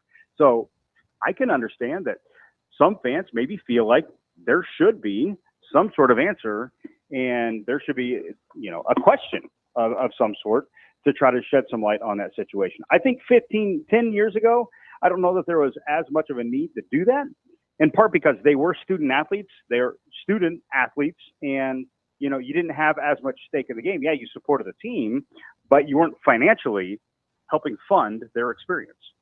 Okay, let me ask you something, because we were almost going to get into this with BC as we kind of transition to football, but I want to ask you, of the guys that you didn't hear about that kind of now that we've been seeing lately, like in the off season, is there I almost forgot, this is dumb, right? But I almost forgot about Mazuka. So then to see him yesterday, I was like, God, I forgot he's a monster. Yeah, he's enormous. This guy's pretty good.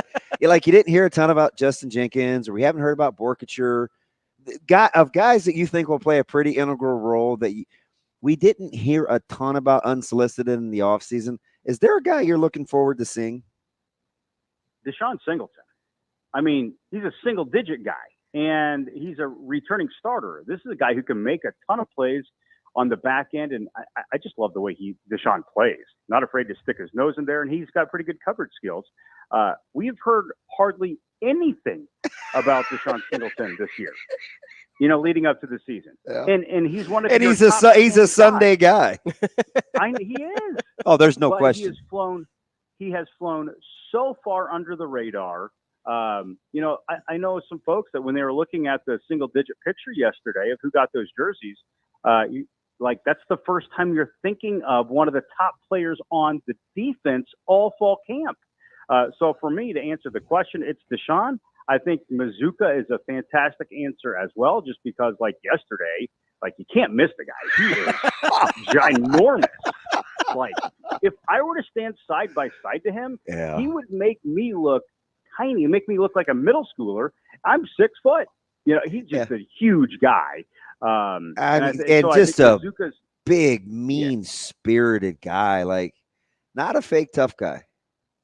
And sometimes when you watch these interviews, one, you see how large they are, but then you also hear the message. And sometimes words can be lip service. When he says, "I ain't afraid of nobody," I get the sense that he is not afraid of anybody. I buy that. I buy that. And yeah, I totally buy that. I thought the reverence he had for Coach Raiola, I thought was pretty cool. The no glitz and glamour quote that he dropped in there. Yeah. I think he's just a rough and tough guy. Just put the ball down, line it up, knock some heads, play some football. That's my kind of football player right there. Nice. That's Kevin Sjuts, 1011 News in Lincoln. Kevin, we appreciate it as always. We'll talk to you again soon. Thanks, Kevin. All right. Be well. Coming up next, we're going to talk to Brian Howell. He covers Colorado for Buff Zone as we continue Nebraska's opponent previews here on Hurrdat Sports Radio.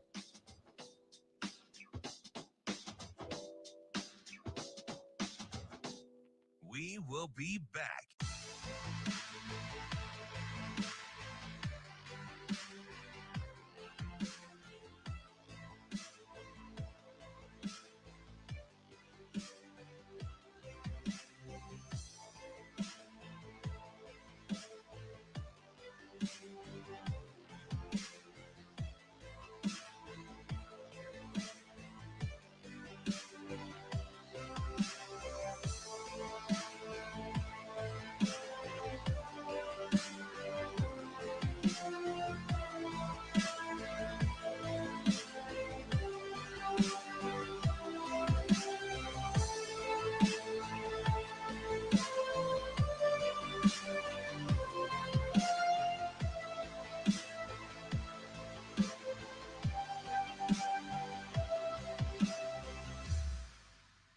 We will be back.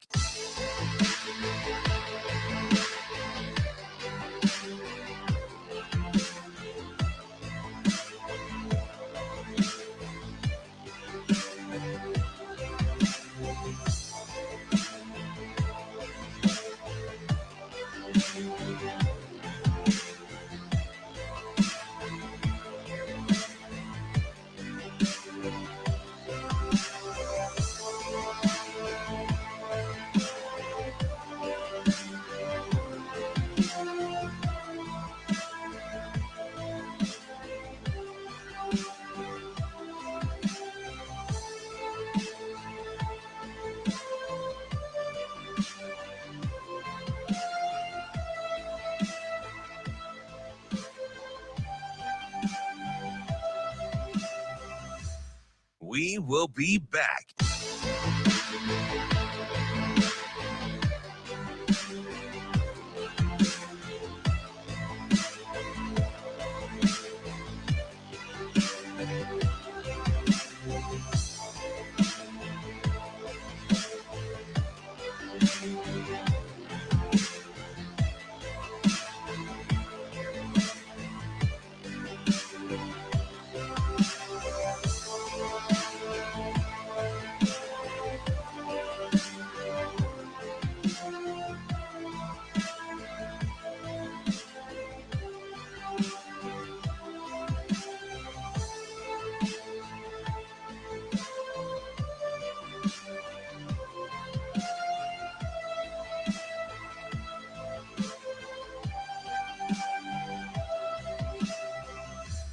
We will be back.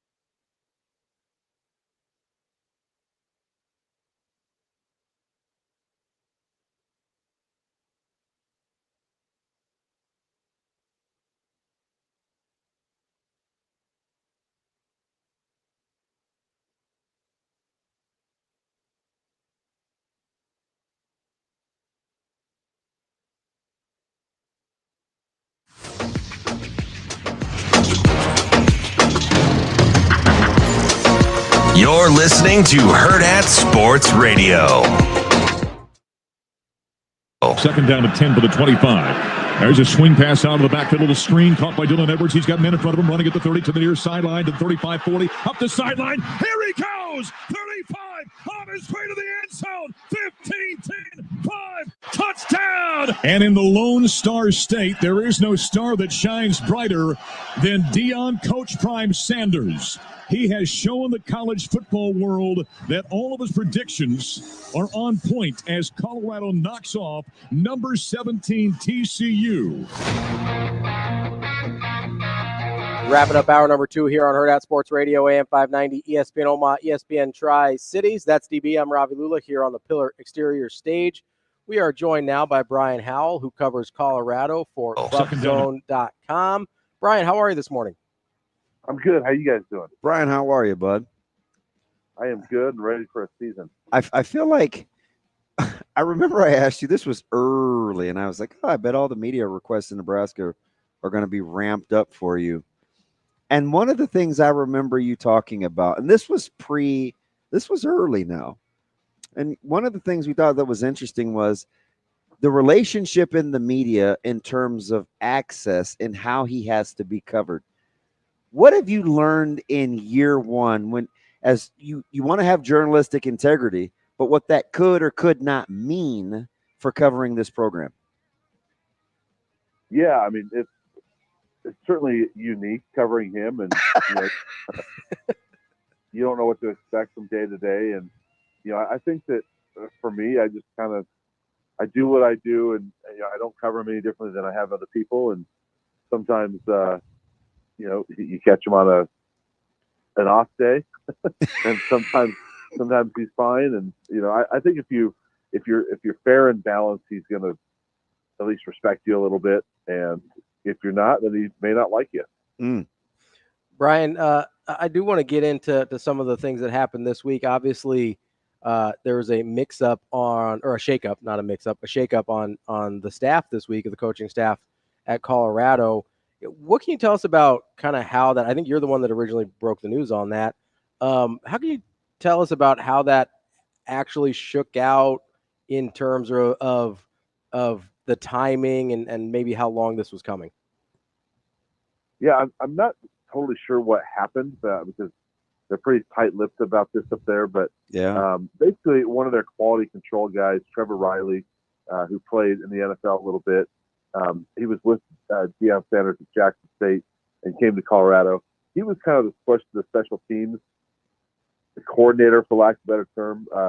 He was over special teams, but all of a sudden, the first week or so into camp, he was gone, and I didn't learn about that until yesterday because we don't have access to practice, so we don't see these guys. But he left like a week or so into camp, and then last week they replaced him with George Helu, who's been a long-time coach and was on Michigan staff a couple years ago, and kind of helped out Alabama for that college football playoff a couple years ago. So just late season or late camp, I guess staff take up a little bit but it's all like quality control type people. It's not one of the 10 main assistant spots. So Brian, this is interesting just because of where we're located and who recruits in the area, and a lot of guys from Nebraska are represented on this roster. We have followed North Dakota State forever, and that program. I think we know this. This is a good football team. It's a program with a ton of success. Do you like Colorado's demeanor, kind of their psyche, to be able to recalibrate on the task at hand and understand that this is a pretty good opponent that they're going to see in the opener?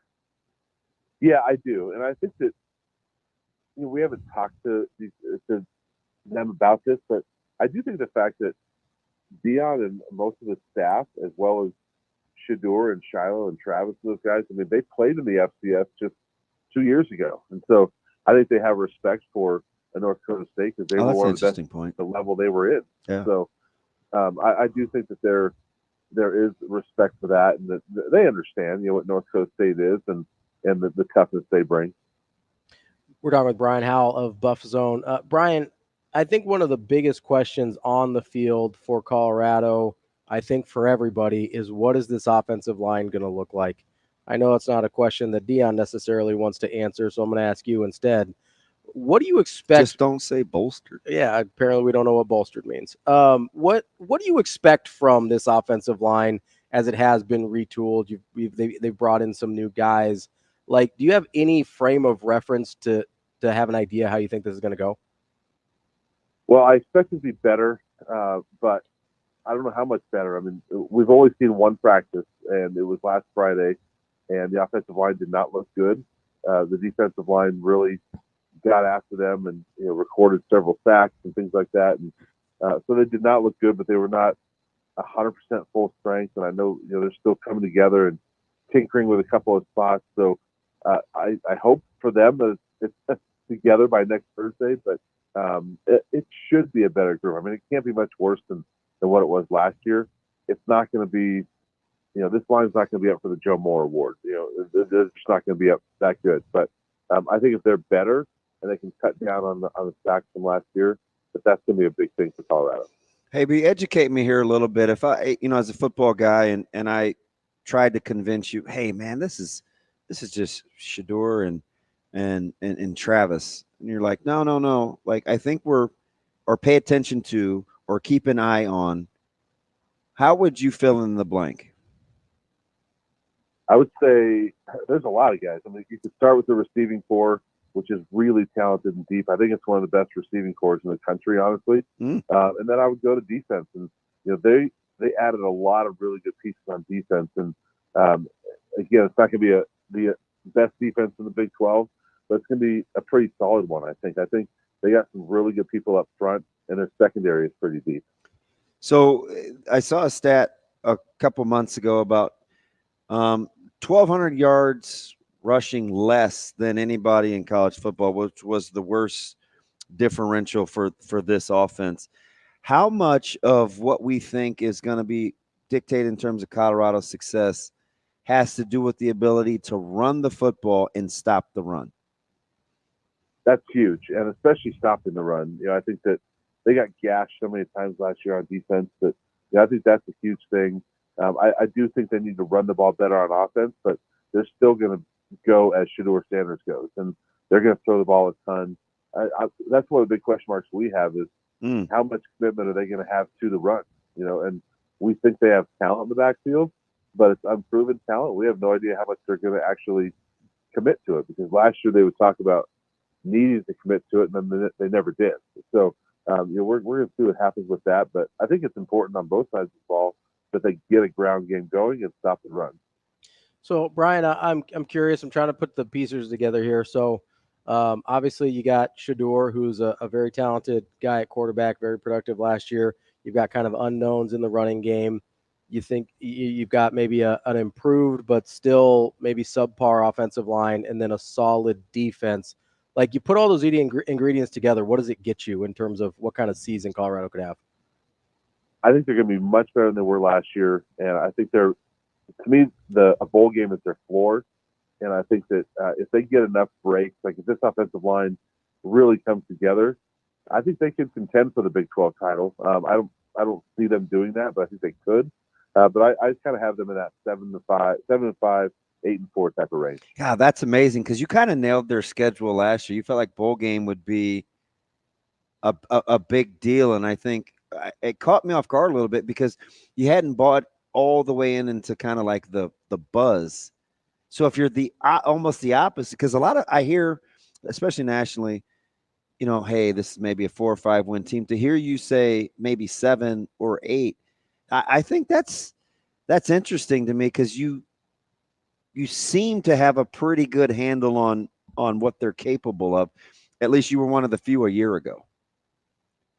Yeah, and I was skeptical on several areas last year, and those areas kind of struggled. And but as I look at it now, I mean, they should have been in a bowl game last year. And we all know the Stanford game. They're up 29-0 and then lose that game. If they win that, that's win number 5. They're sitting at 5-2. I think they get in a bowl game. So I don't think they ever recovered from that. So I just think that to me, that was a bowl team that fell short with a terrible offensive line and a pretty bad defense. And so I think with those two areas upgraded a little bit, I think they're absolutely a 7-8 win type of team. That's Brian Howell from Buff Zone. Brian, we appreciate the time as always, and I'm sure we will catch up again soon. Appreciate it, Brian. Sounds good. Thanks, guys. That's Brian Howell from buffzone.com. The schedule is interesting. I'm looking at the schedule here, and I'll be honest, I don't know how they get to 8 wins. Improved. How about improved? Improved doesn't mean good, Coach. Can they get to 7? I don't know. I think there's a wide variance on this team. I really do. Because I can look at this schedule and I can talk myself into 8 losses. Yeah. But I can also look at it and be like, okay, I can maybe get to 6 or 7. But you could also talk yourself into, I think 6 or 7 wins. You could talk. What if they start 3-0? What does bolstered mean? If they start 3-0, we start from there. I still think you've got losses. I think Kansas State at Arizona, Utah at Kansas State is in Colorado. That's fine. Okay. Kansas State's better. Okay. And then Oklahoma State. That's 5 losses right there. So that still puts you at 7. I think 7's their ceiling. Let's hope they start 1-2. At least there needs to be 1 loss in that first 3. I think I don't know. I think new is not always better. Yeah. That's where I'm struggling with Colorado. We'll see. We will get to more coming up in our last hour here on Hurrdat Sports Radio.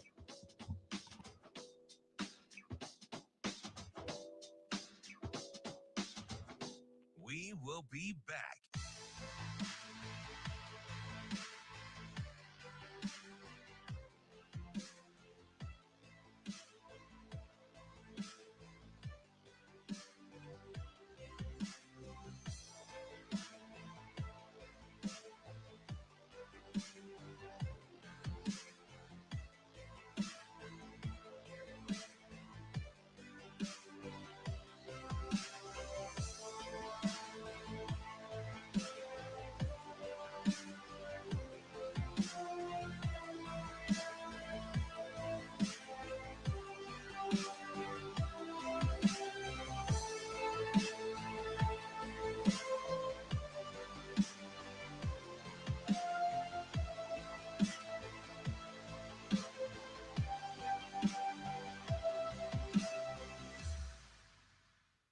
We will be back.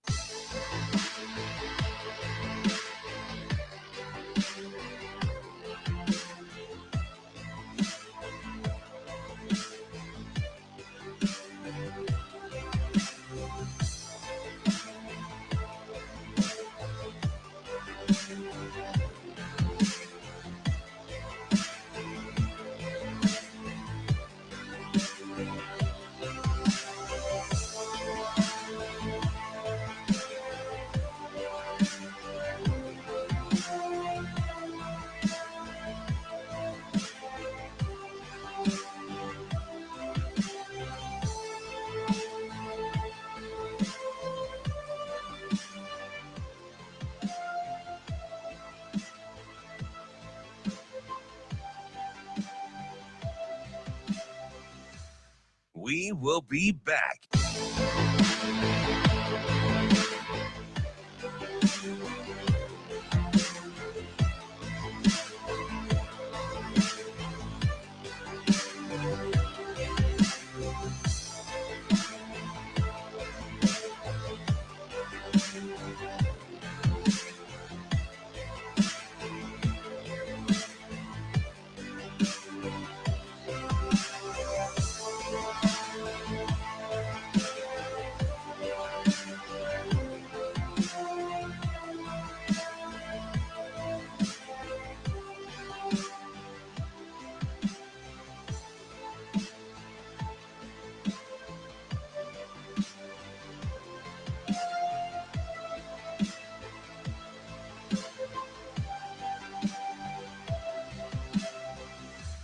We will be back.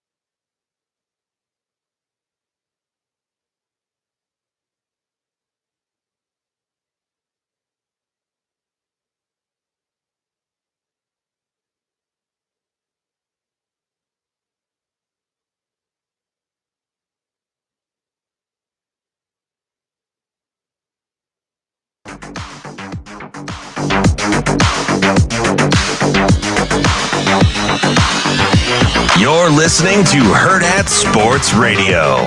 There's only a couple of spots right now to me that are like wide open. Obviously, kicker being the pretty important one. But most of the other jobs are pretty secure, and it's a very secure feeling knowing that you have a couple of guys that can do the job. So like with Tavion, I mentioned Tavion. So Tavion and Stenger, Gage Stenger's doing a nice job too. So they've been playing on the right and left side of the punt team. I flipped them today for the first time just to see how they would handle being able to play the other side, because it's like everything's kind of flipped with the protection.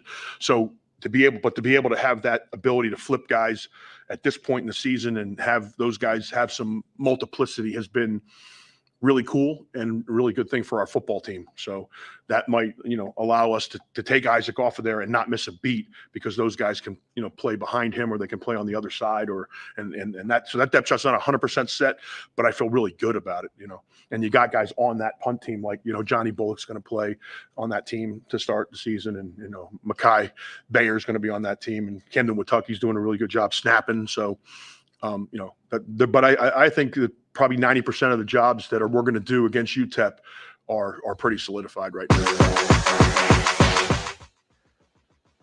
Kicking off hour number 3 here on Hurrdat Sports Radio, AM 590, ESPN Omaha, ESPN Tri-Cities, KFOR in Lincoln. We're brought to you by our friends at Union Omaha. Make sure you get to unionomaha.com to get tickets for tonight's match, a friendly festivities match against Bellevue University, 6:30 p.m. at Warner Park.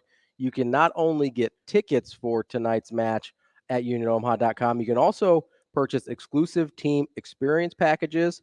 And once you're at the game tonight, there'll be team autograph signings and a free raffle for all fans, as well as some fan knocker ball matches at half. I don't know what knocker ball is, but it sounds interesting. Yeah. I'm in. I'm Make sure into- you get to unionomaha.com. You can be in as well.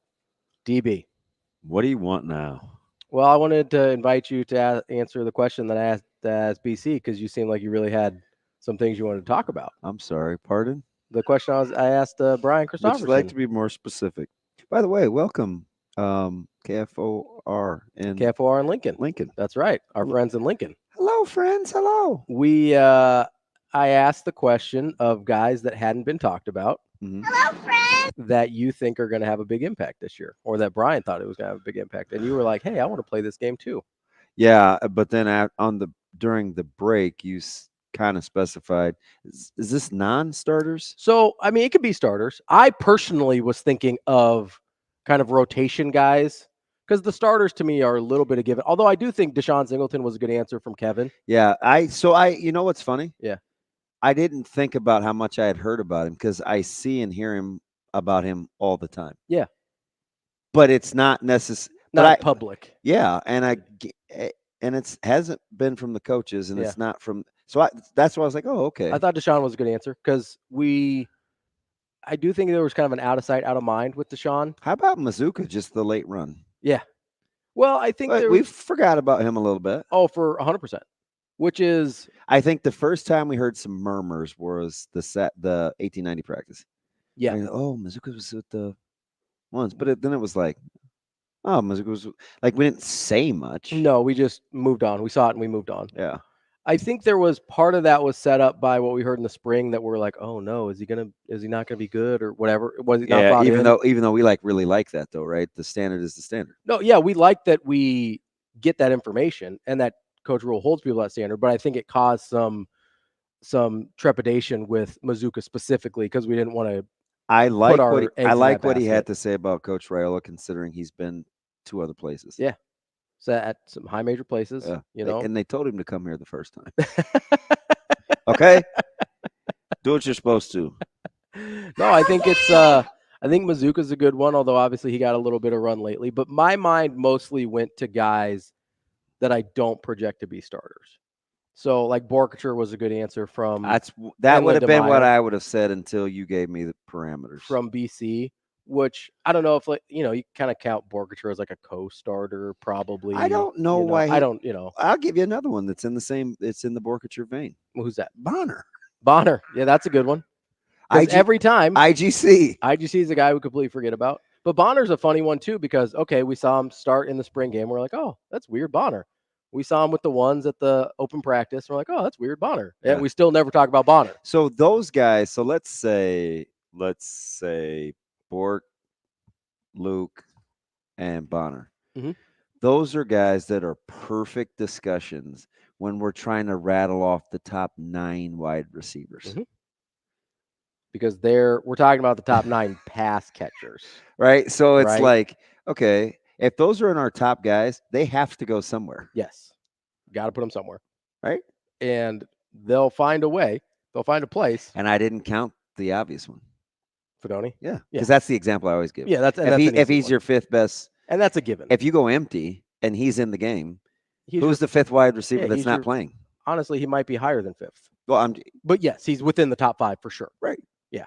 So you want him on the field. So maybe you're not going 5 wide with actual receivers. That's why playing is hard. Yeah. Because there's right. If you're not in that, remember the number 2 corner could be your 7th or 8th best DB, which means you don't want to put him out there if you don't have to. Right. Speaking of DBs, though, not you, DB, oh. Defensive backs. Shane, did you think you could see why I fell for that, right? No, it's true. Well, maybe it's true. I should clarify better. That's on me. I'm not really feeling him this morning. Good Shane. Yeah, he's kind of a little snarky. It was a little. I mean, it started with Jay's drop. That was pretty funny. I'm just doing like the old man walk. Did you like his swing? His golf swing? My man spun the club, dropped it, and put his hands up like. It's a walk off. Who said get your ass on the line? As a player, I think. Yeah, I don't know. Like, yeah, get your ass on the line. I was like, yeah, you guys are running. He must have made that thing. Yeah. Well, that's what he said in his answer about the chasing 3 stuff. He's like, there is a clip I want you to see next week. And he talked about him golfing. So that must have been like the 90-foot slap shot he had at Baxter. I'm like, you just. Well, so he said, he goes, hey, I'll miss that shot 9 times out of 10. But you challenge me on it, I'll make it every time. He's got it. He's got that competitiveness in him. He has swagger. He has juice. No, but you want to know the guy that kind of brought this question up in my mind? You're the unspoken contributors question. Yeah. You're familiar with him. Oh. Yeah. I am getting more and more convinced that one Caleb Benning is going to be a key contributor. Yeah. In the secondary. I'm with you. And we haven't heard boo from the coaches. Not a coach, or other players or anybody. I think he's going to play. Yeah. And not just on special teams. I would agree. I think he's going to play. I think he's going to be part of the defensive as a matter of fact, I don't even get the special teams thing. No, that's what I mean. But I think people, when they talk about a true freshman playing, I think a lot of times they assume like, oh, hey, yeah, maybe he'll get some run on special teams. Like we saw with Carter Nelson. You left it out there by the bathroom. Awesome. Yeah. Well, you make my throat dry talking about it, so I wanted to. Do you need some Diet Coke? I would never. Saying, could you help me and grab my Yeti that's outside on the ledge? It's just right outside the ledge there, Shano, by the I merch think he's serious stand. when he's saying no. No, I agree. I think he's going to play. I don't know what that looks like in terms of rotations and things like that, but I think, and we heard our guy Tim Verghese on his video, his little videos that he does. Yeah. Talk about this as well. That was on John. Well, I guess I'm gonna have to eat a low crow here. Why is that? Just because I had to hear it from Foreman yesterday. My buddy Leslie has been on it. Obviously, Jay's been on it. You've been on it. Mm-hmm. It's fine. It's fine. I mean, I think he's gonna be pretty good. No, he's really good. Yeah. And I'm happy about that. Thank you, Shane. I am. And the more that he divulges, the better. Thank you. The better I know he feels. Mm-hmm. I like the fact that his teammates like him, have invested. Yeah. Yeah, especially two. A couple of the older guys. Yeah, he's like, Buford keeps his circle pretty small, and he told me, stay close. Right. Yeah. So, like those things are encouraging. I think. I'll let you can talk about that. I'll give you another guy.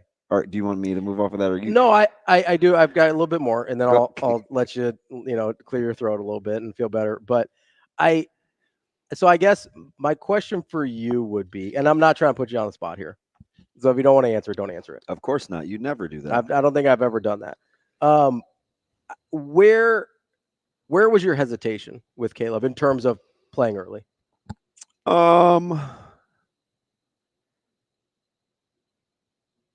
I think overall, like, would he transition quickly enough in a talented room?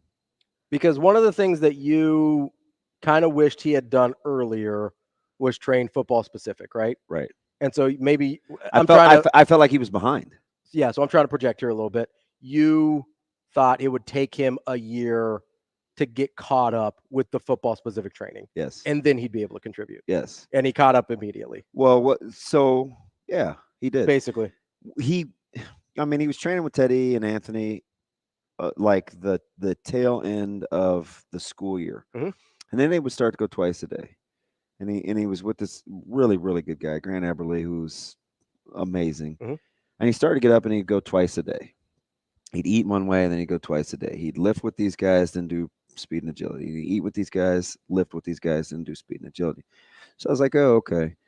And now I can say this now that he's gone. But when Coach Coop called, and again, they didn't call me first, right? It just lets you know, hey, we need him to come down early.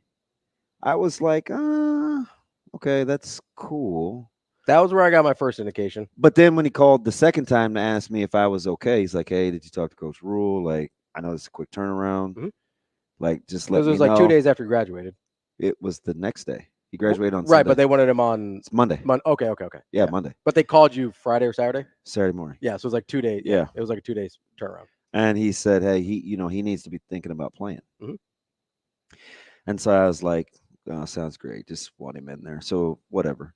But then, like, as he's down there and he's working and I've talked to him twice, his voice in like 8 days. Mhm. But I talked to him twice yesterday in 30 minutes. Mhm. So I knew like something was cooking. Brewing, yeah. Right. And you talk to Keys or Buford and Malcolm, and it's like, okay. But anyway, like the training with Campbell, Mhm. and he'd hit 21.6 and then 21.7 and then got to 22 and Talk about miles per hour, by the way. yeah, and I was like, oh, okay. Like, that's moving. 22 is an exclusive club. And then you put it with kind of what he knows. High football IQ guy. And he got, and I mean this, Mhm. and I'm not stealing his shine. I think the connection with Butler and how he goes by trust Mhm. and aptitude, I think was a benefit. Yeah. Because he's one of those beneficiaries of a blank slate. Mhm. Even though he had a coach that recruited him that loved him. Yeah, that was a big fan. Right? Needing a blank slate isn't always a negative on the previous situation. No, right? 100%. Yeah. It just means nobody else has an advantage either. Yeah, right.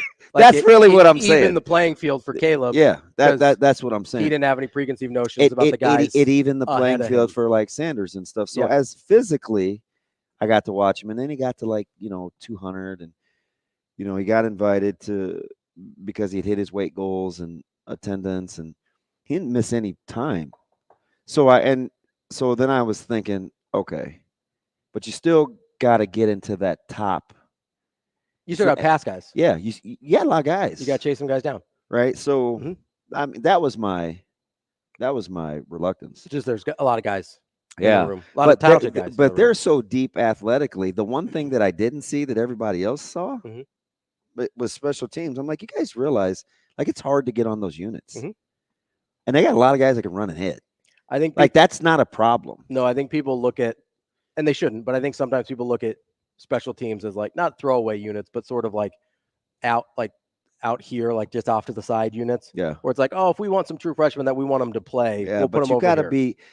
But you heard Foley say yesterday, like Rule lets him put starters out there. Yeah. So it's hard. Like you have to be elite. It might be Now, hard. he has been going back the last couple of days, I think, in getting some returns under his belt, and that was one of the things that I think Jay wanted to talk about. But like for me, I think watching that group and the leadership, like number one, they have to take you in because it is a very veteran group, and they're good, right? Now they need some guys to. Like Gift's got a next level. Deshaun's got a next level. Even Tom Hill. Tom Hill's got a next level. Right. Yeah. Like all those guys got a next level. So I think that led me to believe physically, if you could make the transition. But I had always said, once he starts training sports specific, I said he's a blank slate. Yeah. Right. Like, well, people are going to realize how athletic he is. Yeah. Right. Yeah. Because like when you say 22 miles per hour, that's a big number. Yeah.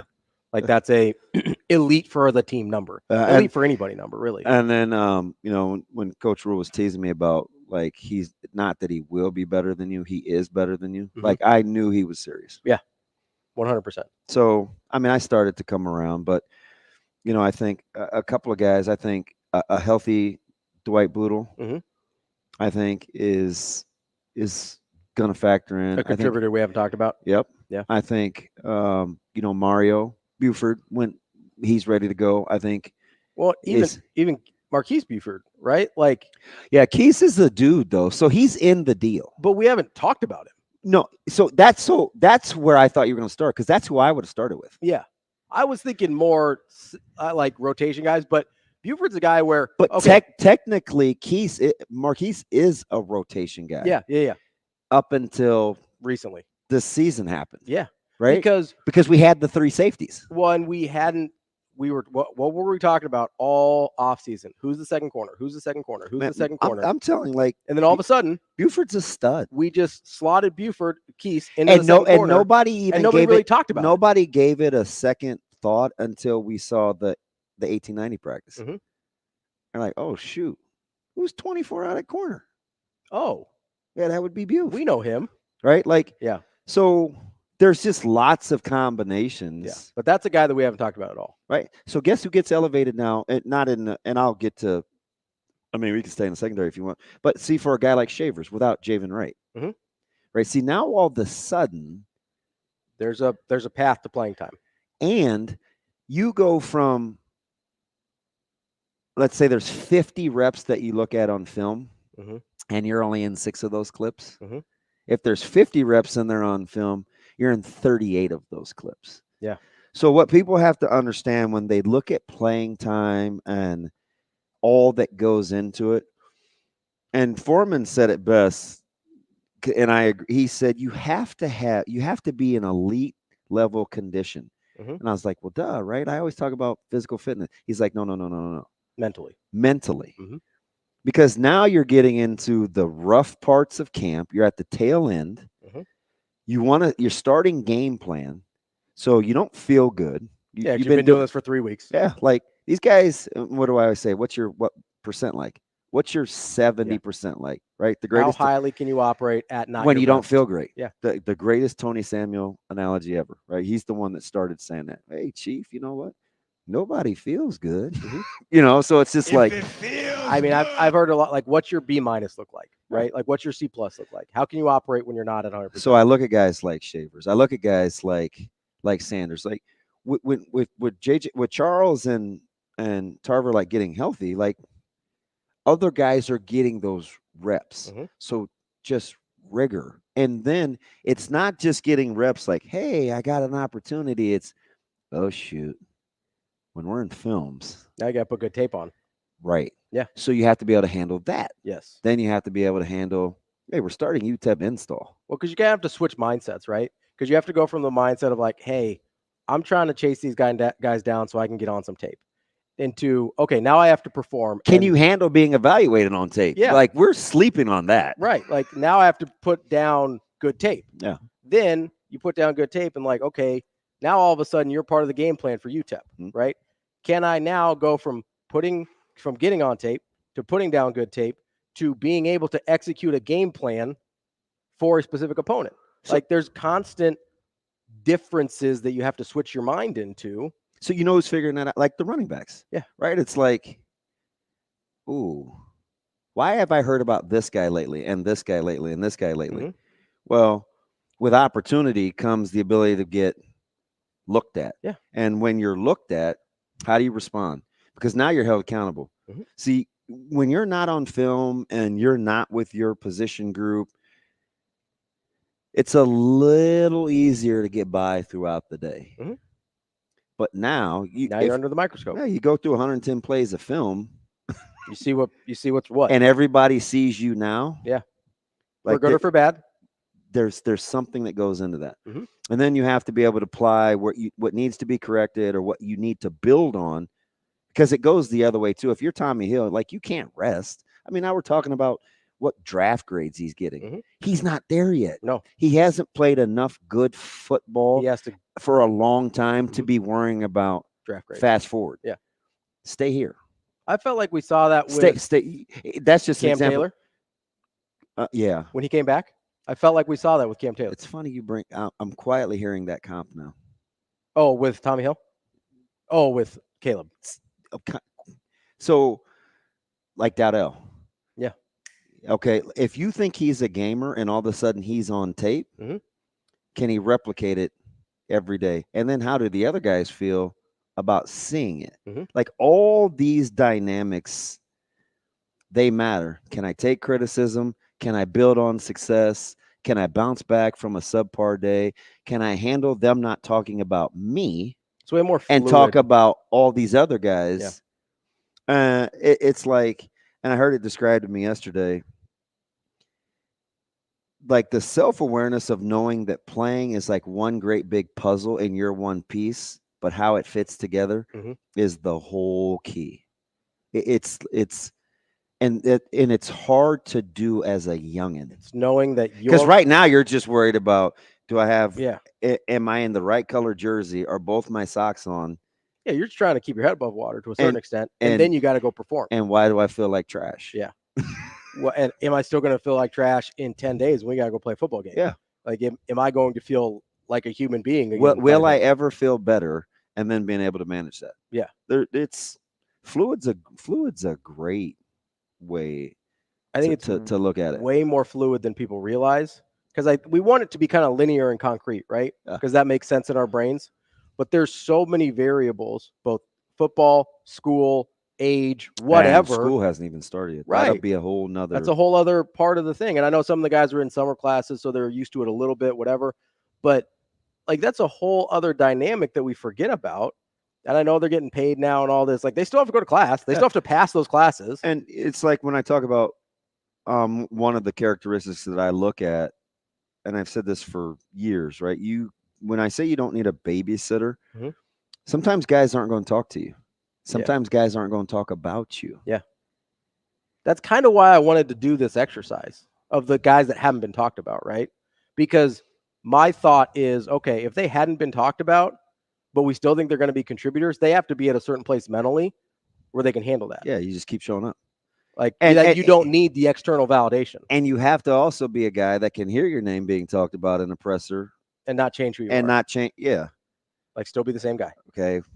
Like Vincent Shavers can't hear his name and then all of a sudden be like, oh, I'm that dude. Let's go. Yeah. Like, he's still like, okay, why did they say my name? What were the things? Keona Davis, right? Who has a body like, flipping Zeus. Yeah. Not there yet, though, right? No. So need some work. Like, it's a lot. And half the time, maybe this is too much, giving them too much credit playing checkers versus chess. Half the time, I think they say guys' names to see what they do. Oh, I'm with you. Like, maybe they say Vincent Shavers' name to see how Vincent Shavers reacts to his name. Like, at some point, he's going to have to handle the consistency of having success. Yeah. At some point, you have to deal with being successful. But the dimer, as I like to call him, since he's wearing 10, that's a guy I'll bet on. Speaking of betting on, we got Bet On It by Warhorse Sportsbook coming up next. We will be back.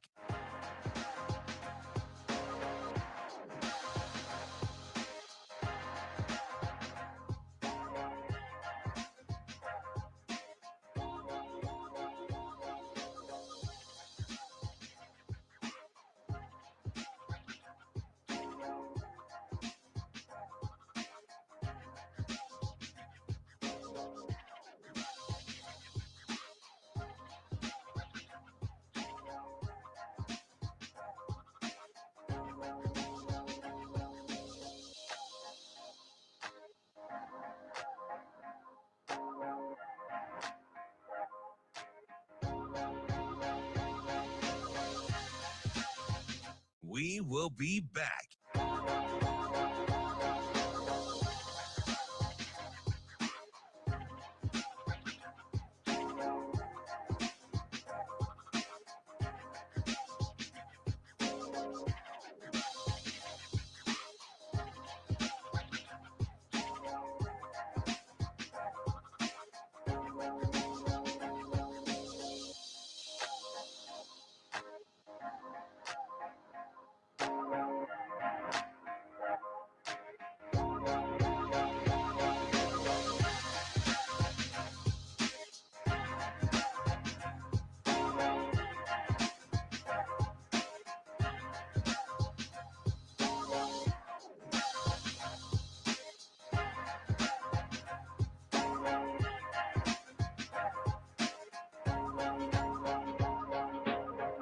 We will be back.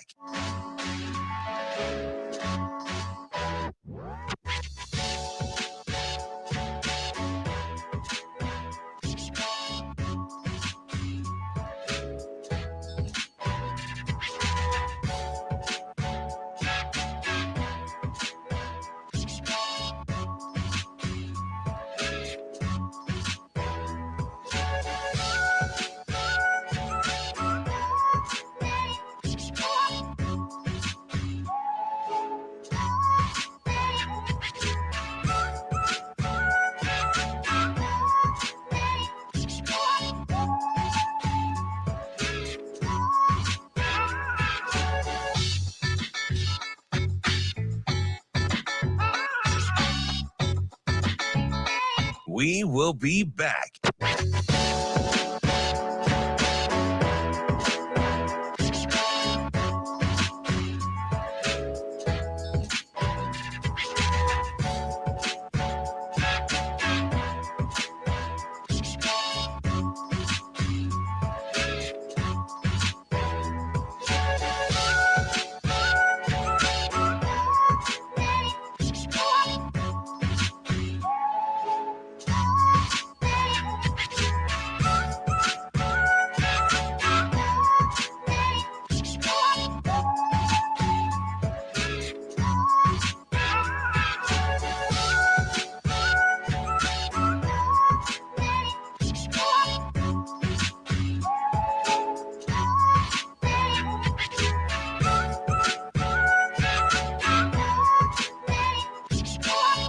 We will be back.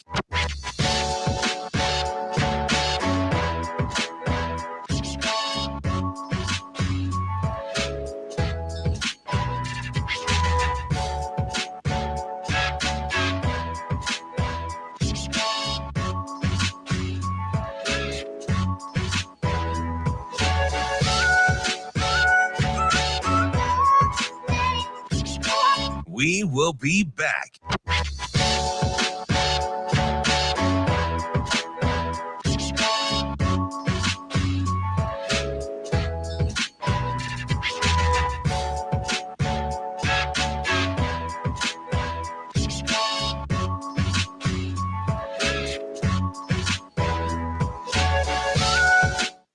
Whatever. It's 9 in the morning. I deserve some grace here, folks.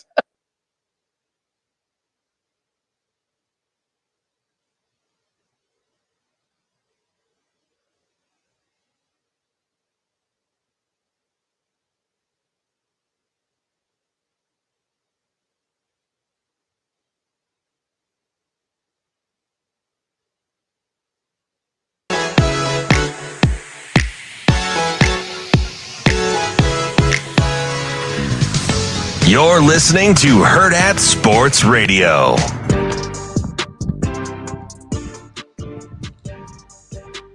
Welcome back to Hurrdat Sports Radio, AM 590, ESPN Omaha, ESPN Tri-Cities, KFOR in Lincoln. That's DB. I'm Ravi Lulla, and it is time for our Bet On It segment brought to you by Warhorse Sportsbook, the best place in Nebraska to place your sports bets. You can do it at the Warhorse Sportsbook in Lincoln or Omaha. Got you covered both places.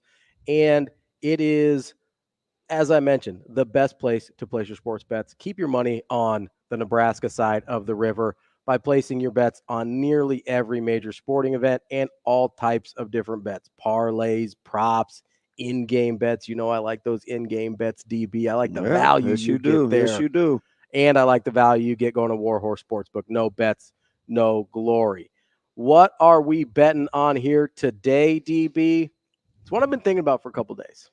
Oh Lord, here we go. What do you think it is? Future wins For Nebraska? Yeah. No. Okay. That was yesterday. I felt like I got my piece out. Yesterday. No, this is a non-Nebraska one for me today. Okay. And I think I'm ready to put my name down on it. I think I'm ready to bet on it. And that's that Will Howard isn't that guy for OSU. So were you surprised that they named him a starter so early? Nope. And maybe I'm galaxy braining this thing too much. Probably. It's not the first time that I've done that.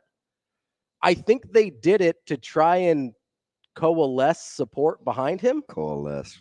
Is that what we're overthinking this? There's the galaxy brain in Yeah, it, right? Right. Yeah. Hey, to anoint him. Listen, if you start not being genuine or you lack authenticity in promoting leadership, you're in trouble. That's fair. You're in trouble. What if it's we're going through that right now? What if it's close with our team internally at the high school level? What if it's close? Leadership is leadership. No, for sure. But I mean, starting quarterback is be different from leadership, right? Okay, yeah. Take the experience. Play it safe, right? Yeah, that's fine. Yeah. Go with who you trust and work your way into it. But when I say he's not that guy, but be careful about. You do have to be careful. Being enamored with optics. You also have to be careful with if the people in the locker room know. You have to be real careful, right? Yeah. Like if there's, because let's bring up Julian saying here, because that's part of the reason I say I'm not sold on Will Howard as that guy at OSU. First of all, I brought this up way back when he entered the transfer portal and people were losing their minds over Will Howard. Just because you're the best guy in the transfer portal doesn't mean you're the best guy. Yeah, you formulate. I don't know if this is in your own head, but what I hear over the last 5 months is you've convinced yourself he's not very good. I don't think he's not very good. I think he's not what we're making him out to be. There's a difference, right? Okay. I think there's a difference for me personally. Maybe I'm misunderstanding the perception of Will Howard. I just don't know what we think he's going to be, though. Like, and how good does he have to be given what they have? Yeah, I don't know. So maybe it's an amazing Daniel thing. Oh no. Maybe we have to reset what we think. Like, can Ohio State win a national championship if Howard is just the good. Exact same guy he was at Kansas State? Yeah.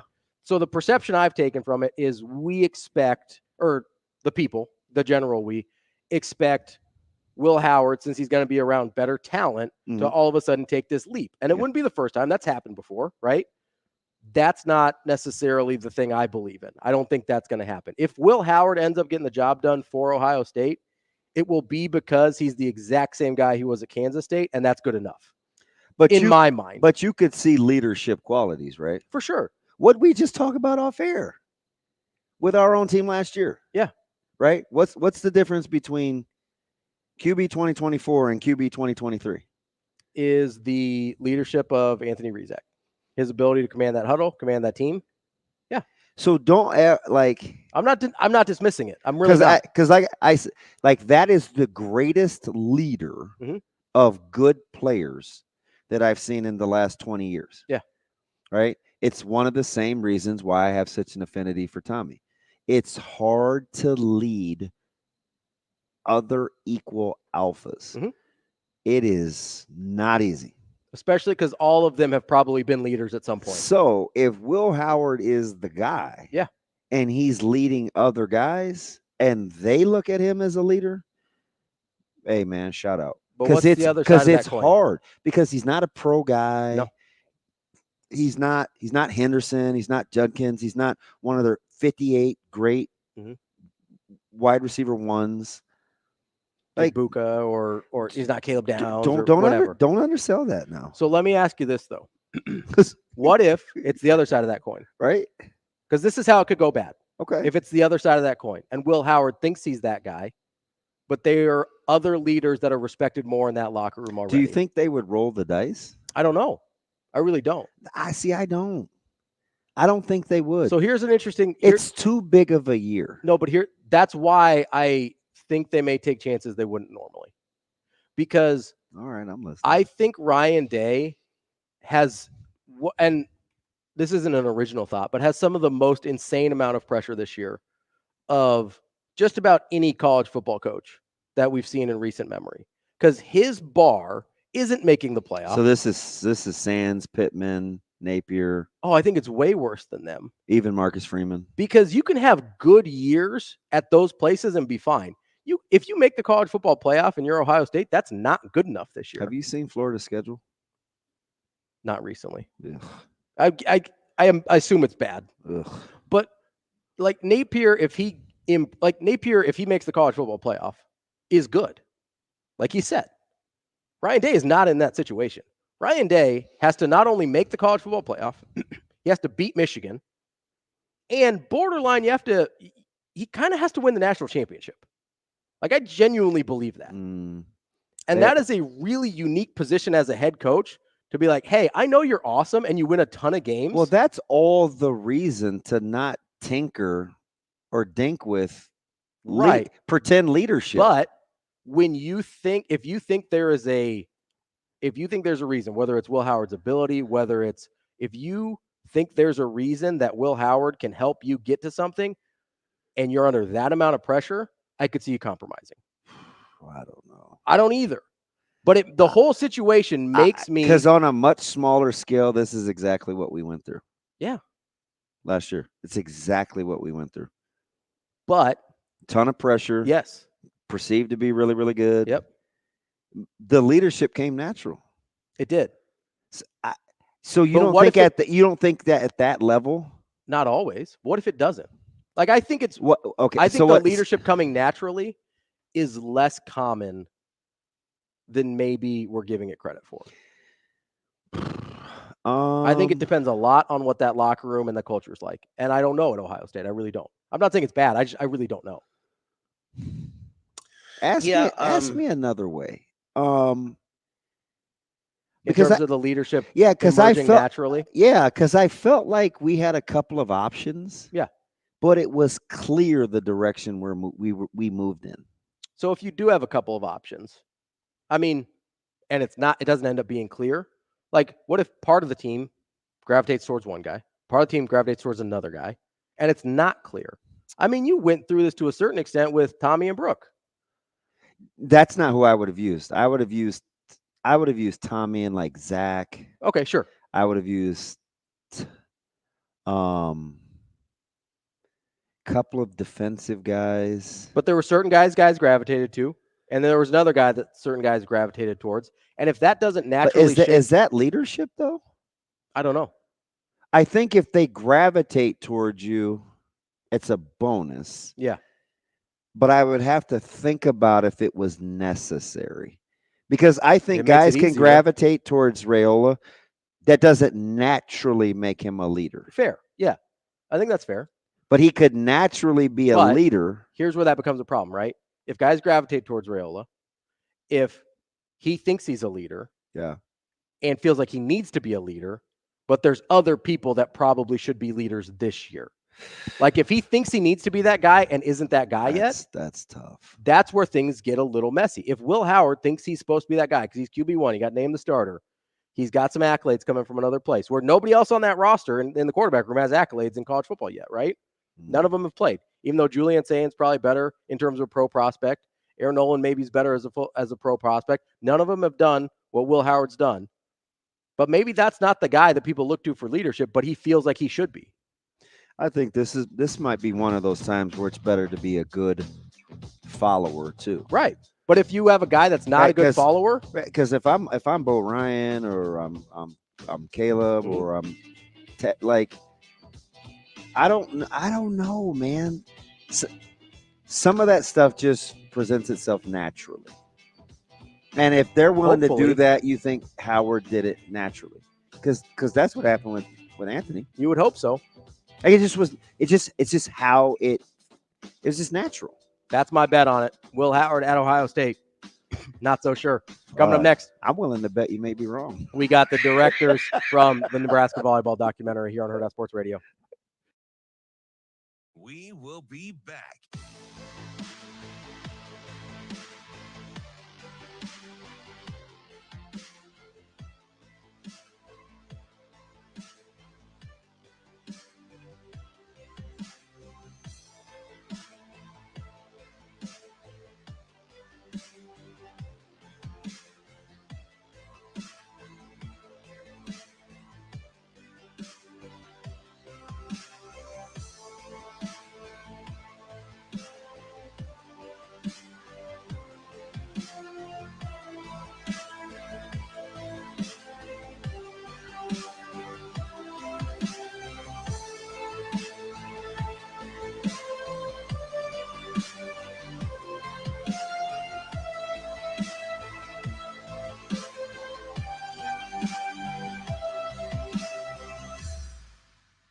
We will be back.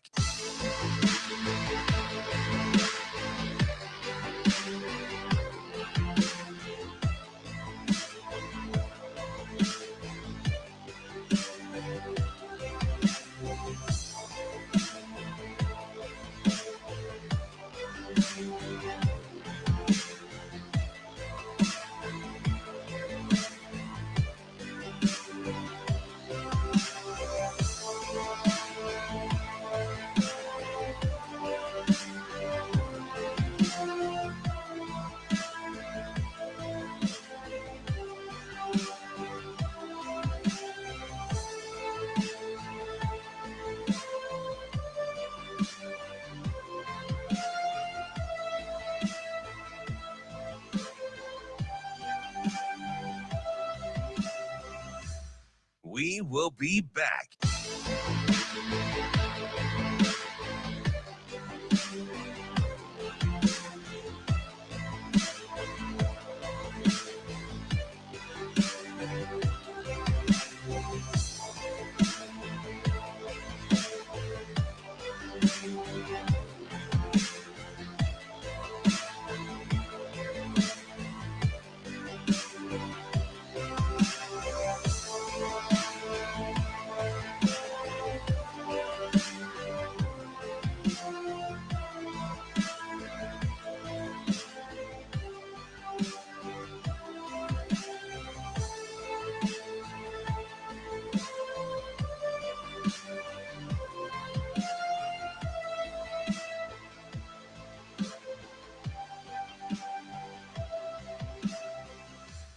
We will be back.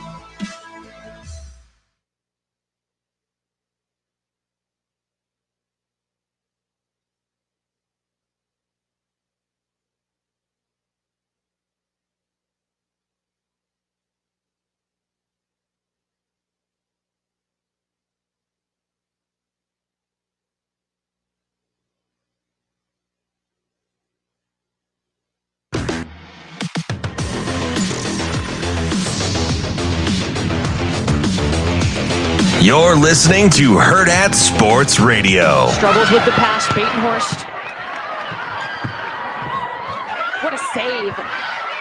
Nebraska gets a free ball backside to Merritt Beeson.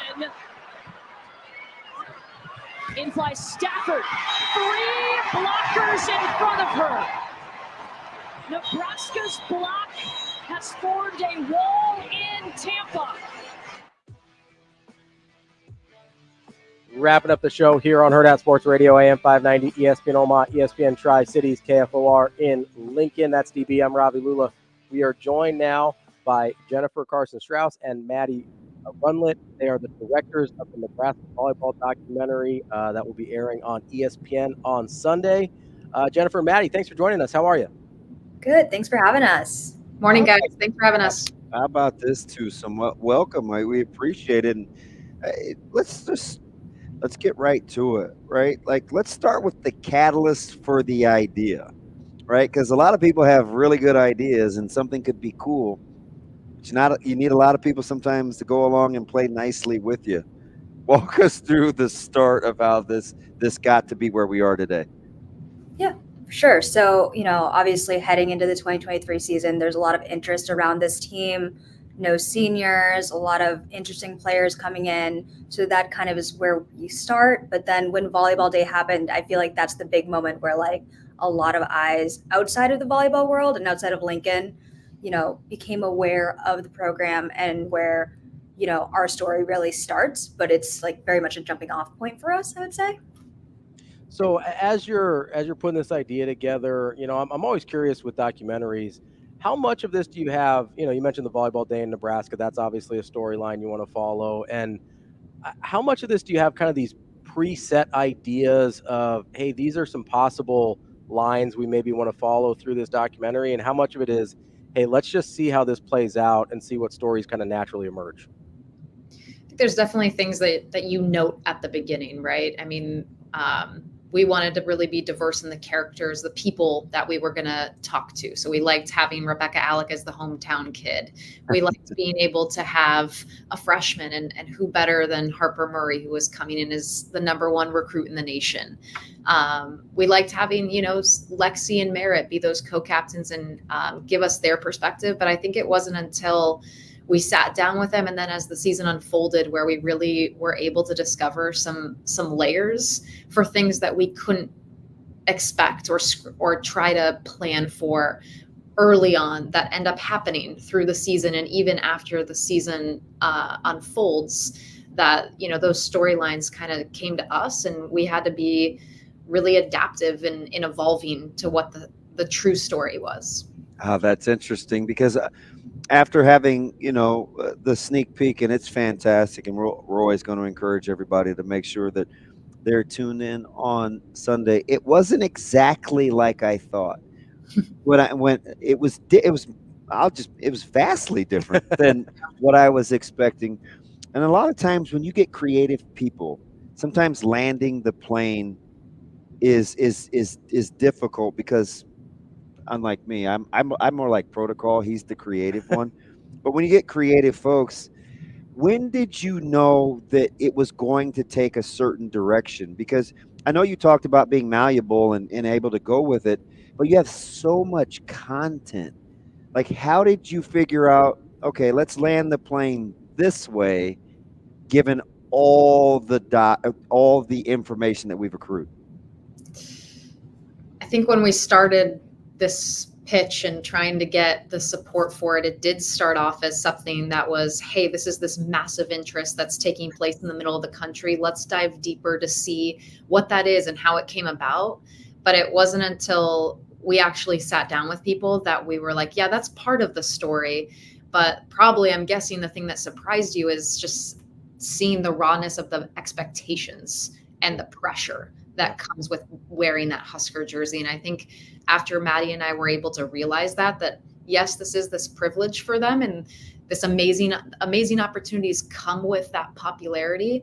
But when you have that fan base that's so dedicated to you and you're expected to be at the top of the mountain, there's this incredible weight that comes with that for these college athletes. And so we wanted to show that side. And we, you know, talked to the program throughout of like, hey, this is not a puff piece. You know, this is not fluff. This is not that. It's amazing. I said to Ravi before the show even started, I said, how do you think people will view Coach Cook going forward, and the level of the standard of the program? And he has to be very, very secure with not only where the program is, but where he is from a leadership standpoint, to kind of give the go-ahead and the blessing for, as you put it, it is a little raw, right? This isn't always rainbows and butterflies to achieve and play at this level.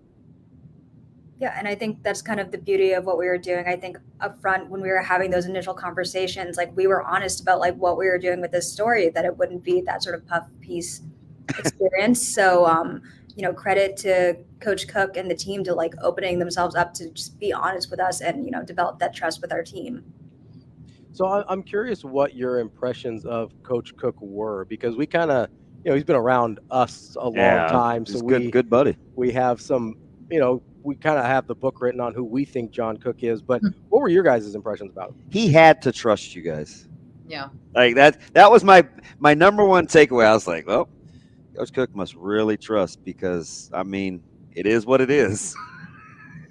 Yeah, and not super easy to earn that trust either, and it should be hard to earn his trust, right? He's protecting his players. He's protecting the program. Their goal is to win. It's not to do a documentary. It's to win a national championship. So, I mean, we've joked about it, but I mean, Coach Cook, outside of, you know, during the season and the off season, are two different people. Like, when practice starts, it's practice is starting, not, hey, can I get 60 more seconds before you guys start? Nope, practice started at 3. Yeah. Like, figure it out. And so, but I think Maddie and I were able to really get to know him on a super personal level. He saw that we were passionate about this, that we cared about the program, that we cared about the people that he cares about. And so I think we sort of matched each other in some ways in terms of the interest level and what we wanted to do with this. We wanted to really blow this out at ESPN, and we have every intention and hope of doing that. And so I think he appreciated that, and it helped him buy into what we were doing. So I always wonder about things like this when we get documentaries on sports or teams that maybe we don't get on a national level very often, and I think that applies to Nebraska and volleyball in general here, is do you go into this thinking about hey, we'd like to maybe try and tell a bigger story about whether it be volleyball or women's sports or anything like that. Because one of the things that I took away, you talked about the rawness of the pressure and the expectations, is I think a lot of times we don't think about women's sports in those same light in terms of the expectations and the emotions they feel. Just the emotional rigor from the pressure. Yeah. Do you go into it wanting to tell a larger story, or do you have to kind of focus down and be like, hey, this is about Nebraska volleyball. Any larger themes that come out of it are just a bonus? Yeah, I don't think we necessarily went into it being like, we should tell specifically a volleyball story. We should tell a women's sports story. I think what we really wanted to do is like, these women are great competitors and real, honest people, and we want to portray them like in that light and let them be the fierce competitors and complex people that they are. So I think we were more guided by the people and like what we learned from them versus like looking for anything specific in that way, would you say? Yeah, I think we were excited that, volleyball has come a long way, but there's a large part of our audience who hasn't seen it. So we're excited for people to see it up close and see how the physicality that comes with it, and to see the competitive nature, right? I mean, there's some bleeping in this documentary, which you guys have seen. And for Maddie and I, we were like, let it rip, like let them be seen as, these people who really want to win and really care, and it eats at them when they don't win. And so I think that was a goal of ours coming into this. Wasn't like, hey, let's do this for women's sports. It was like, let's show that these women are competing and working just as hard as their male counterparts. This is interesting because we had an interview earlier, and we were talking to one of the local guys in Lincoln, and we brought up the volleyball interview, and I asked Kevin, I said, well, do you think people will be a little taken aback at the fact that Harper Murray was at the podium? There wasn't a lot of off-season talk about what had transpired, and Merritt Beeson just kind of calmly took over answering a question for her. Mm-hmm. It's almost in reverse order. I think after people see the documentary, they can get a glimpse and an insight of how comfortable maybe those two may have been, and Merritt may have been taking on the questions for Harper that we wouldn't have known had we not seen the doc. Like I'm excited for other people to see it, because I think it'll give us a glimpse behind the scenes of how the level of connectivity and what's expected in accountability as well. I'm excited too for the reason that you mentioned, but also because, that clip that has been shown now, however, hundreds of thousands, thousands of times, makes Harper look a certain way. Mm-hmm. But I think once you see the documentary, it's Merritt not just helping her out, but it's because Merritt knows what Harper's been through, and that being in a setting where people are asking her questions, she's emotional, she's terrified, there's all these different emotions. And so, but that's not what that clip shows. Mm-hmm. And so when people circulate it, we're excited to have this side of Harper shown, because they're going to be like, oh, I had no idea that this is what she goes through. Because it comes off as something different when you see her on social media, when you see her competing on the court. All right, last thing for me before we got to let you go is, as you're going through this, is there any part of you, as you're making a documentary, that's like, can they please win the national title for the drama? All you, Maddie. When I was on the ground in Tampa, I was definitely like, wow, this is a big change. But I think, we took it in stride, and I think it weaves well into the storytelling. So we're good at adapting to when we need to, but it would have been nice for them to win. I can't wait for everybody to see it. You've been fantastic. It's an amazing piece, man, and congratulations on the success. Yeah, you guys did an incredible job. Thanks so much. Thank you for having us. That's Jennifer Karson-Strauss and Maddie Rundett, the directors of the Nebraska volleyball documentary. I can't wait. It's called No Place Like Nebraska. It'll be on ESPN on Sunday. That's the show for today. We'll be back tomorrow. See you. Have a good day. Love you. I love you too. We'll talk to you later.